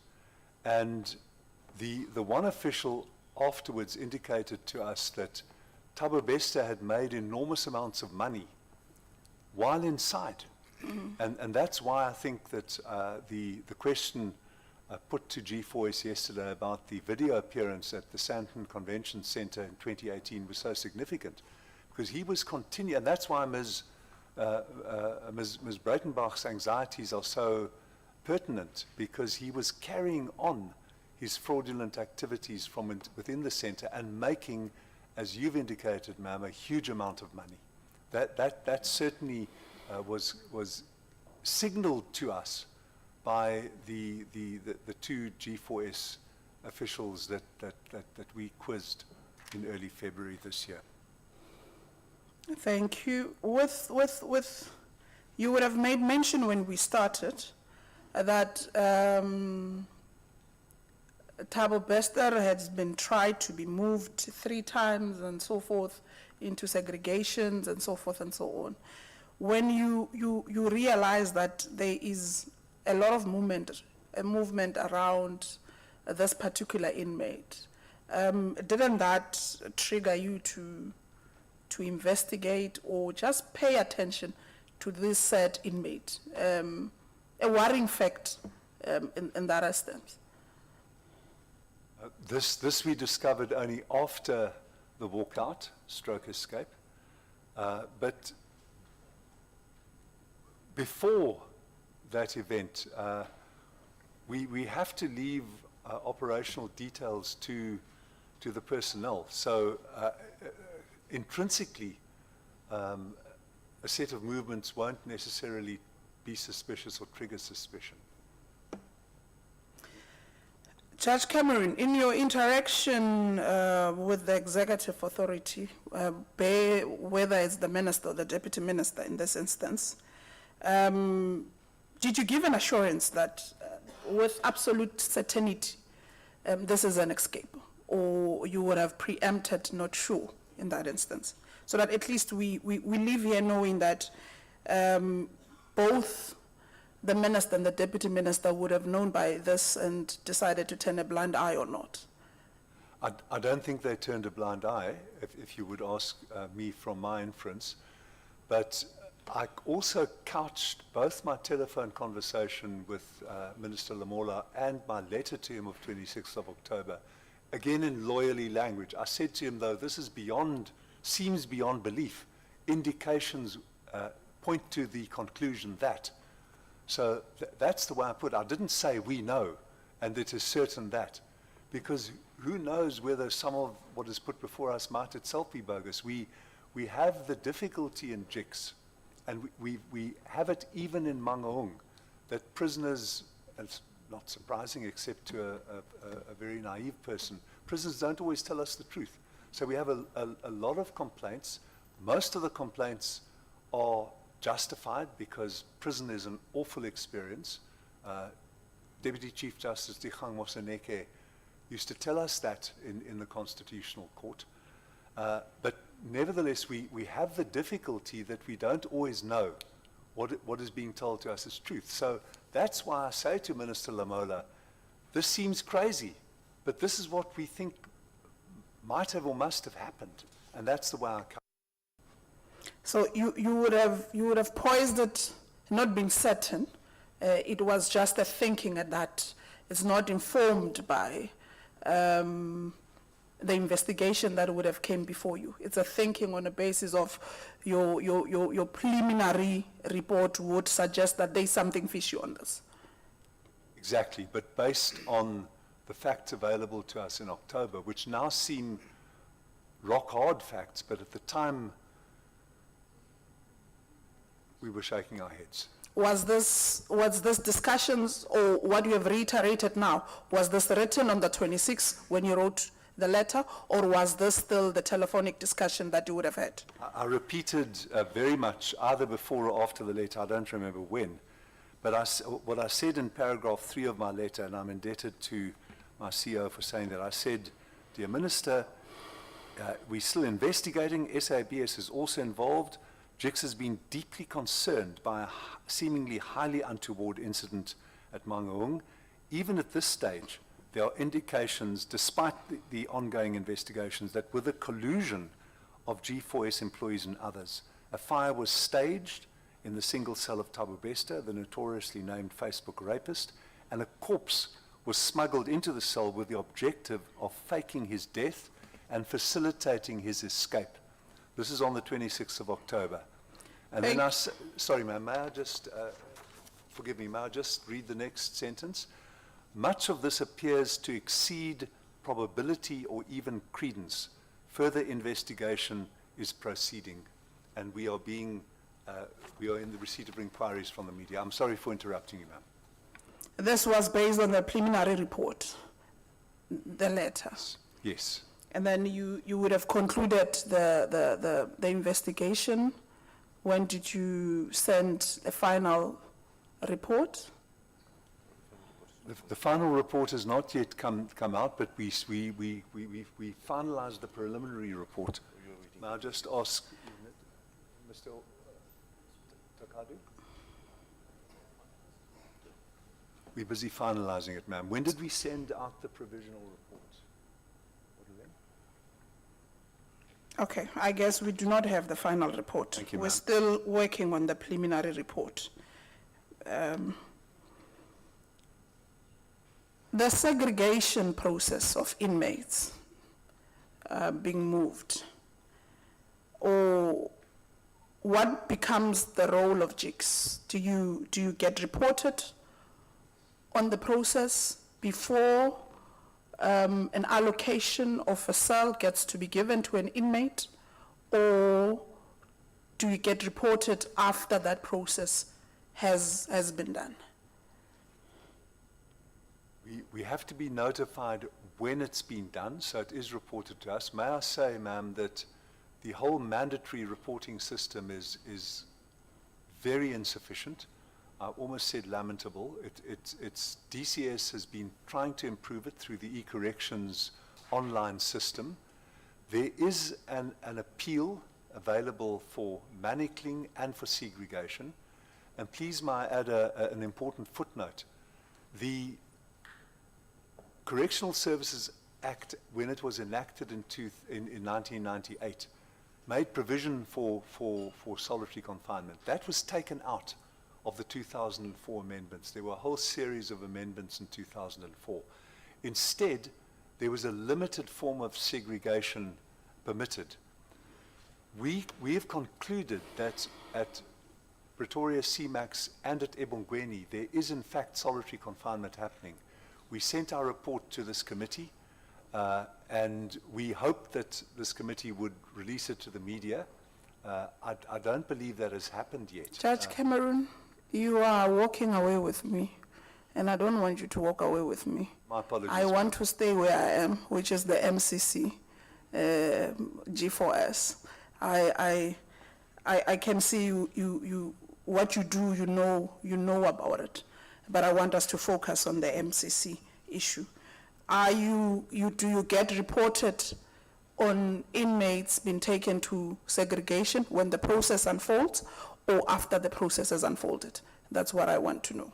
When a segregation has been effected, when a correctional official with the approval of the head of centre exercises his or her statutory power to segregate someone, that fact having been performed must be reported to us. So in this instance, you would have been aware of that process being taken on Thabo Bester? It should have been reported to us, and it wasn't. The last one wasn't at all when it occurred on the 30th of April. When did you know about the segregation of Thabo Bester? I think we can get back to you. I don't know when I knew about it, but we can check our segregation reports. They are sent to Mr. Rapule. Yeah. But Judge Cameron. Honorable Ramolubeng. 10 minutes. You are now left with the credited time. Thank you, Chair. I don't like that credited time.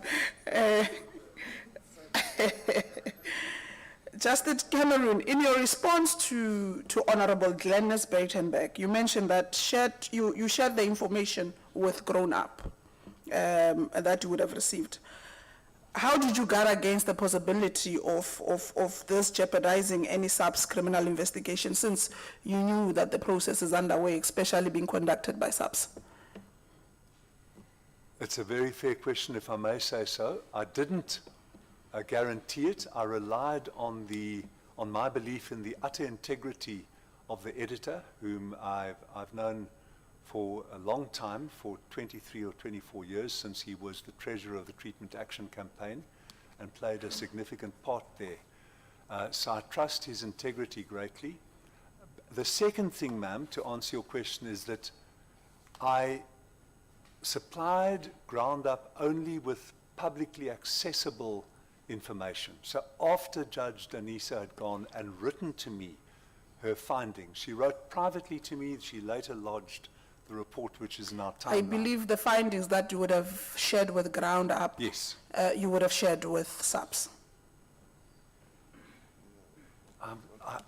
It's a good question, ma'am. I don't believe we did at that time, but it's a good question. You didn't think it's an actual fair thing? No, it's a good question. Since they are the ones conducting the investigations. We may have fallen. I will check up and indicate the correct position if I'm wrong in making the concession now. But if we did, the burden of your question that we should have done so is correct, and I concede that. Judge, you equally mentioned that with hindsight we are all wiser, and that this matter was just beyond belief, that what has transpired, the escape. Would you regard an anonymous email as a credible information or source of information? An anonymous or pseudonymous email. It depends on what is said inside it. If it's a 2-line email without any backup, just saying someone landed on the moon last night, I would not regard it as credible. What is the relationship between JICS and the department? It's a respectful, at times spiky working relationship. I think it's spiky on both sides. I don't want to get to the spiky part. I might not be able to manage or contain it. Do you have bilateral meetings between you and the department? Initiated by the current National Commissioner of his own accord. Those meetings, I think my last meeting with his predecessor was on the 4th of December 2020. So for the last 18 or 20 months of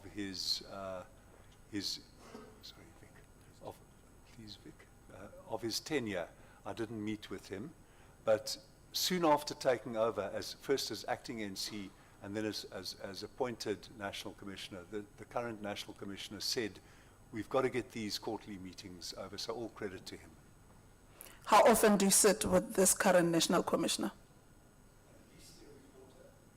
at least every quarter, but we are in frequent contact by SMS and by telephone and by letter. So it's a better relation than the predecessor one? That's very spiky, ma'am. But the answer is yes. Thank you, Judge Cameron. With all these inquiries that you have received, especially basing the internal investigations that you would have done, what would have been your expectation for the National Commissioner, given that the final report is not yet received? What was your expectation, or what do you would have expected of him to do, pending the final report?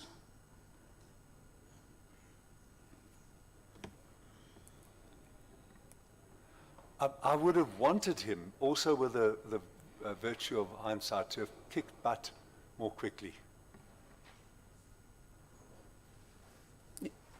Kick someone's posterior. They say it nicely, kick butt.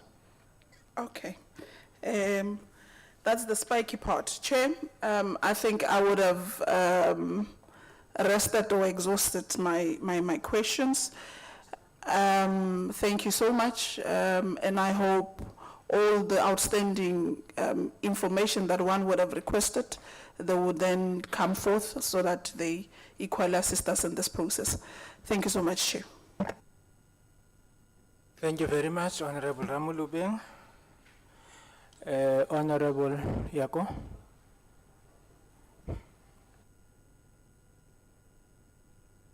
Thank you very much, Chair. Just put this here. You have no credit. It's okay. I don't need credit. I'll be fine. I hope the mic is working right now. I have to ask. Thank you very much, Judge Cameron and Mr. Vic Missa, for your very comprehensive and very detailed presentation to us. This is exactly what we were asking of G4S, and you outlined and highlighted things that G4S, as a primary holder of the situation, should have given to us. And I thank you for that. This timeline is very thorough, it's very clear, it's action-based, it's action-orientated, and I think, judging from your body language, as when G4S was presenting and we were posing questions to them, I think they've made your jobs very hard. It's blatantly obvious that it was hard to cooperate with them, or they didn't want to cooperate with you. That's obvious. So I'm going to look at the report that you provided with us, and some of the things I may say may not be questions, but perhaps opinions, or seeking opinion, and maybe may not be directed at you, but maybe your opinion on the other entities that you had to work with regards to this case. So the events that happened between May and August, I'd like to know, you say that in May 25th there was a sworn statement from Detective Flyman. Do you have that as part of your report? I think we referred to it, but we obtained that later.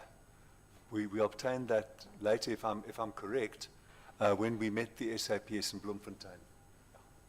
So it is forming part of your report? Yes, correct. Sorry, ma'am, yes. It's fine. Secondly, on the 10th of August, you say that SAPS furnished you with copies of the autopsy report and DNA tests, and requested these tests not be made public.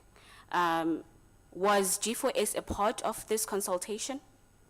I believe not. And do you know why? I don't know why, ma'am. May I ask, he'd just been brought in. May I ask Mr. D'Souza to explain why? Mr. D'Souza, please.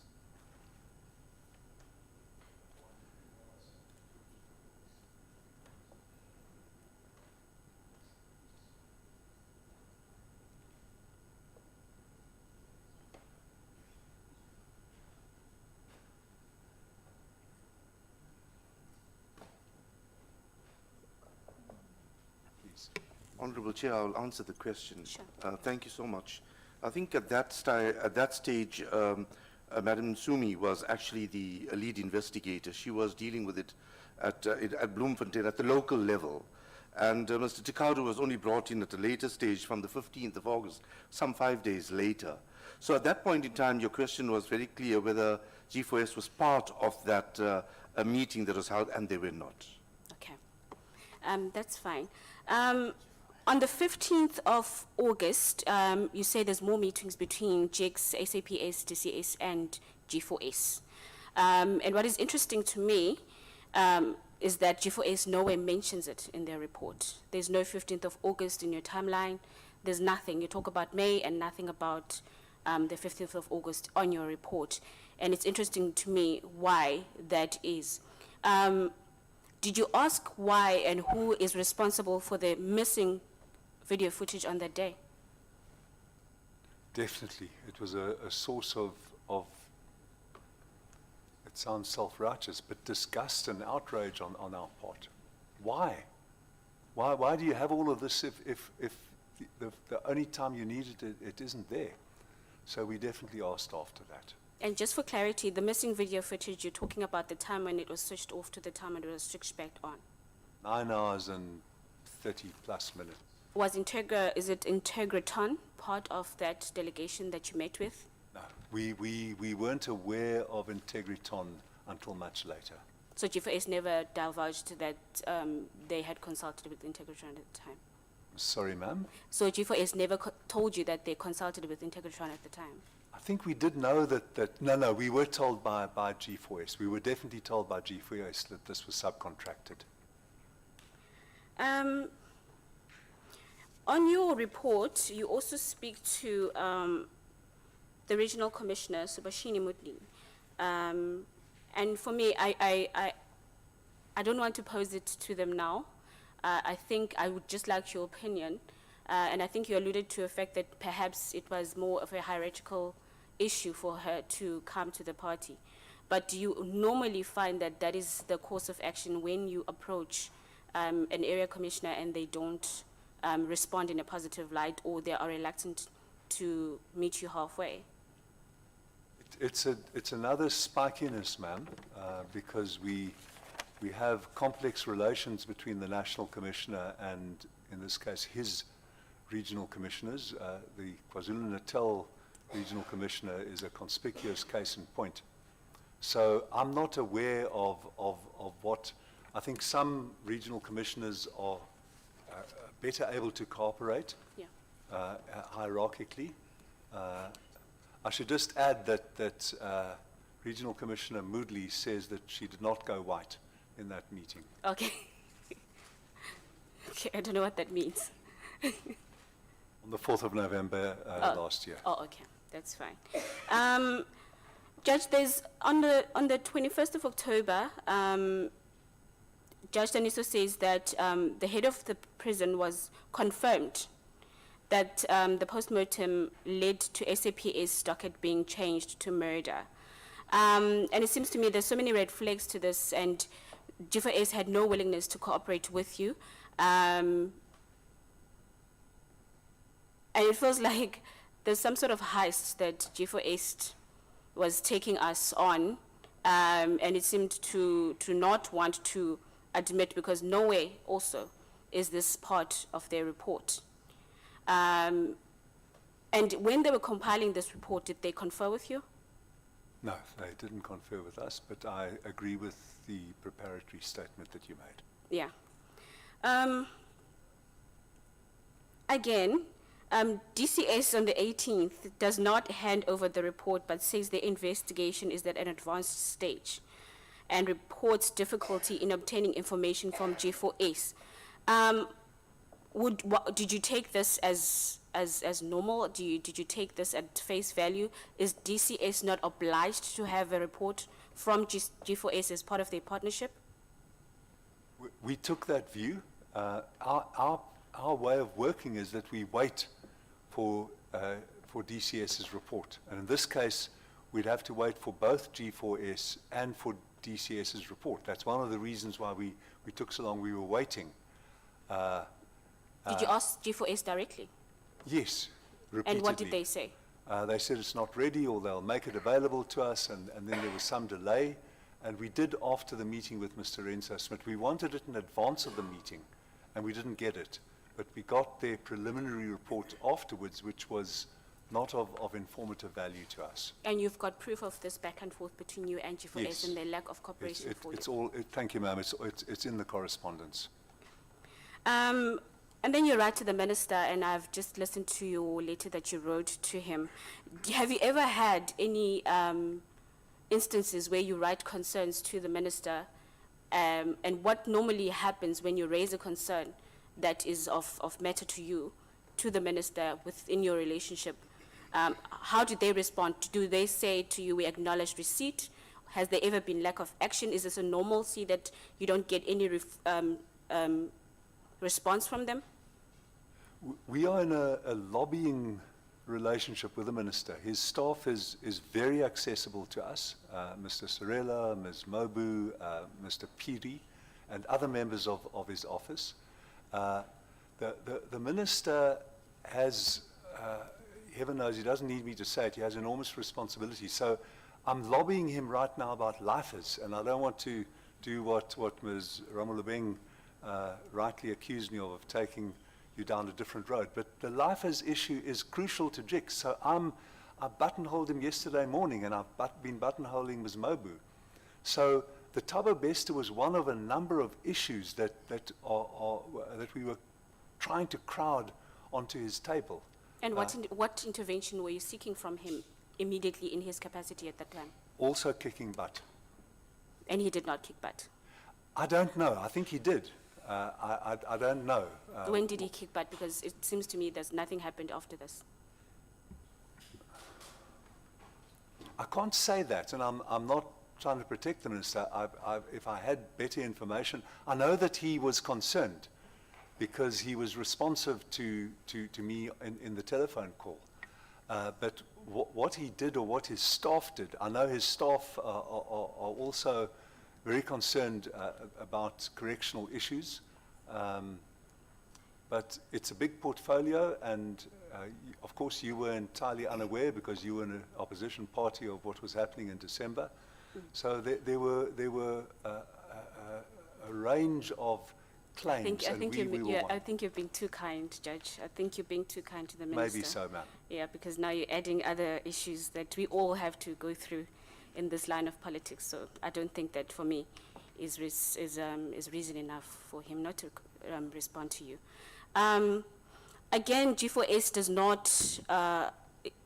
G4S does an internal investigation. Did they hand that to you? So you received it on the 10th of November. And again, this footage is incomplete. When you say the footage is incomplete, is it still the time when they switched it off to the time when they switched it back on? Exactly. And did you write a reply towards that? I believe we did. I have a recollection of doing so. I can't put my finger on it now, but Did it they was respond back outrageous to you? to us. Yes, if need be, we can. Did they respond back to you? Allow me, it'll be one of the list of things that we'll get back to the committee on. Thank you. Okay. Again, I think I'm a bit worried that this Mr. Smith did not form part of the delegation here, because it seemed to me that you conferred with him a lot, and he's not the person to account here. In fact, even the investigator at G4S was insufficient in relaying proper information to us as a committee. And that, for me, is an issue, because it seems to me that G4S deliberately did not bring the ones that were at the core or at the center of what happened during that day. Do you know where he is right now? I don't know. My impression Mr. Smith. from the meeting with Mr. Smith is that he didn't have robust first-hand operational experience of incarceration. My impression was that he may have had an accounting or other background. I'm guessing, but this is an answer to your question. But on what capacity were you meeting with him? As the one described by Ms. Breitenbach as the operations CEO of G4S in Middle East and Africa. At a high level? Exactly, covering all the Again, you may say to me I'm being too kind, but I think that he covered all of G4S's guarding, carceral and other activities. And what informed you dealing with him instead of dealing with the lower fruits? We had a meeting the next week in Bloemfontein with the hands-on people, the people who did the tough job in Mangaung. Okay, thank you, Judge. Again, I'm concerned about Ms. Moodley's lack of assistance because, again, on the 6th of February, you note that the commissioner takes that the matter is still under consideration by contract of management of DCS, and they're still waiting a report. Did that not raise a flag to you that there's no or DCS is a bit afraid of G4S for some reason? Or maybe there's a power dynamic there that shouldn't be? Quite possibly. I would be speculating, but the proposition you're putting is a fair one. And did they not, and why did they explain to you? Because they say again, R.C. Moodley and her team will not be of assistance. Did you ask why? I didn't ask why, because we were hoping to meet her the next day. But it seemed to indicate to me that this was being taken to national office, and that the commissioner himself, national commissioner himself, was keeping hands on this. Yeah, I'm just going to make observations. Again, I'm very concerned with the lack of cooperation from DCS and the lack of will to meet you halfway as JICS, because, again, on the 9th of February, you're still begging DCS to conclude the investigation into what happened a year before. And normally, what is the process when that happens, when you have investigations of that nature? How soon are investigations concluded? They do take time. Maybe we should be examining our own processes. We have been doing that. Again, I'm taking us down Ms. Rommelbring's side road. But we've introduced a complaints matrix, and so that we get more responsive to complaints. Maybe we should do the same with investigations, so that they hurried up. I cannot give you a figure for the average time taken for investigations, but they do take time, particularly because we wait for the DCS investigation report, so that we can see what DCS has been told by its own officials, and then we can finalize ours and say, well, we disbelieve this, or we do believe this, or we don't believe the inmates, or whatever conclusions we reach. Judge, again, you keep reiterating in your report that you keep engaging, you keep begging them. On the 9th of March, you are telling them that you have a suspicion, and there's a report that Mr. is alive, well, and dangerous. It seems to me with your capacity of investigating, obviously you have many cases that you're investigating. However, this was at a level where you were consistently begging DCS, begging G4S to come to the party and assist you. And what do you think should be the recourse towards their lack of action in meeting you in the time frame? Because you, honestly, I think the part that is concerning for us is that this person is alive, he's well, he is moneyed, he's dangerous. What should be the recourse for us moving forward around the lack of action with your stakeholders in inhibiting your investigation to its full outcome? Thank you very much for asking that. May I answer it by speaking about the new JICS bill, which will be before this committee. The bill says that DCS, if it refuses to implement a recommendation, must tell us why. So, for example, we will make a recommendation that every DCS investigation be finished within 6 weeks, say. Okay. Then the National Commissioner will say to me, but 6 weeks is unreasonable. And then I will say, why? So there will be a mechanism which we don't have at the moment. We are donkey boss, cap in hands with DCS. We've got to wait because we've got no power at all apart from our voice. And as Ms. Breitenbach says, we have got a voice. Yes. And we have got power to investigate. We have got power to set up even commissions. We could have set up, the statute says, we can set up a formal commission or get someone else to go in. We could have exercised those powers, but actually over the operations within a correctional center, we have no power. And you've never raised this before the JICS bill that's coming to the committee now? Yes. There's never been a concern, because it seems to me there's disjuncture in the whole Department of Justice. In fact, there's no correlation between the different entities. Has there never been a concern before? It's again, ma'am, if you don't mind me saying so, a very good question. There are different models of outside inspection of carceral facilities across the world. A few models make it compulsory to implement recommendations. Most of them are like our model, which is no power. A big group of them, which we are going to ask this committee to endorse to Parliament, is in the middle, where you either must implement or you have to implement unless with good reason. Okay. So there are various models one can follow, but we have raised this consistently. Okay. Again, you write on the 23rd of March that you wrote to the Deputy Minister, Nkosi Patekile Olomisa, in requesting his personal attention to the Bester case. And what did he do? I think that the inference Mr. Horn or Ms. Breitenbach made was that he must have spoken to the Commissioner, because the report came soon afterwards. I haven't asked him what he did. Okay. Honorable Yago, you are left with 10 minutes. It's fine. It's 10. Judge, in your opinion, and I'm sure you've worked with G4S before, have you ever done other investigations around the Mangaung Correctional Center? And how much cooperation have you received from G4S around other cases? And maybe can you make an example of a certain case that was raised and flagged to you? Because we know, as we went to the Correctional Center last year, we raised concerns at G4S because what they showed us was a pretty picture, as you've said. It was beautiful, well run, clean, everything looked proper.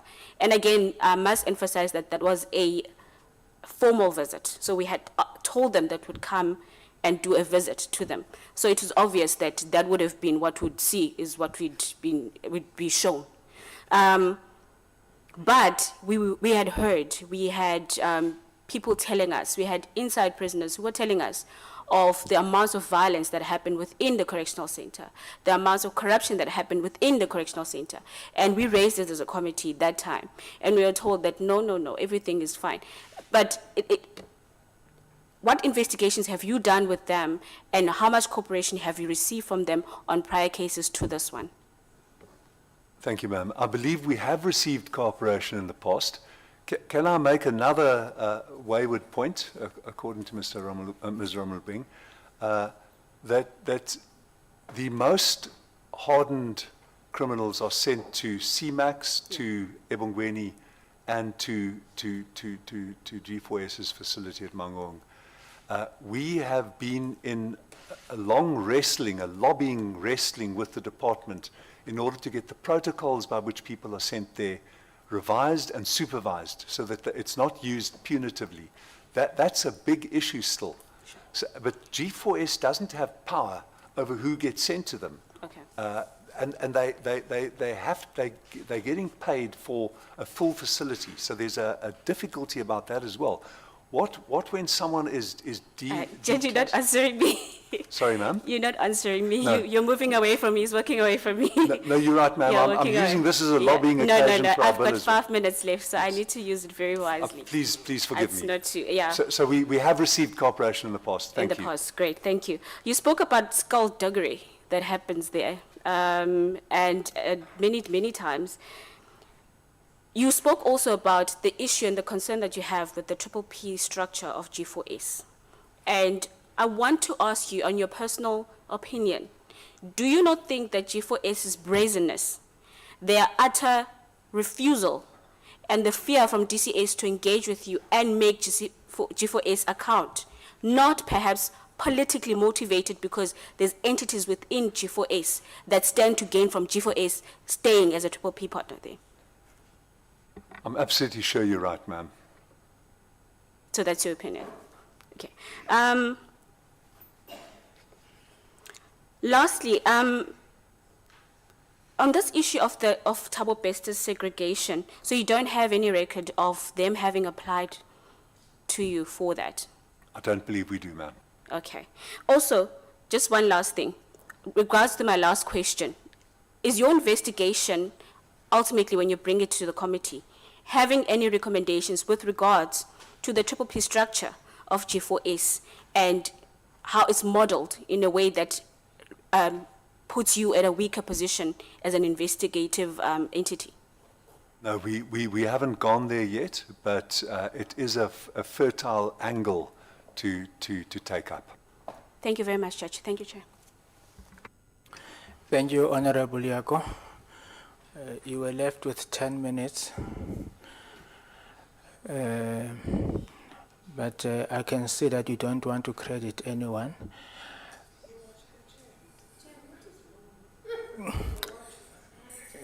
No, yes. I think before we break for lunch, Honorable Ngola will come after lunch. We have organized a dinner. We anticipate that we are going to work until very, very late. But that is dependent on you members. We won't push you, but the longer you want to stay here, we will oblige.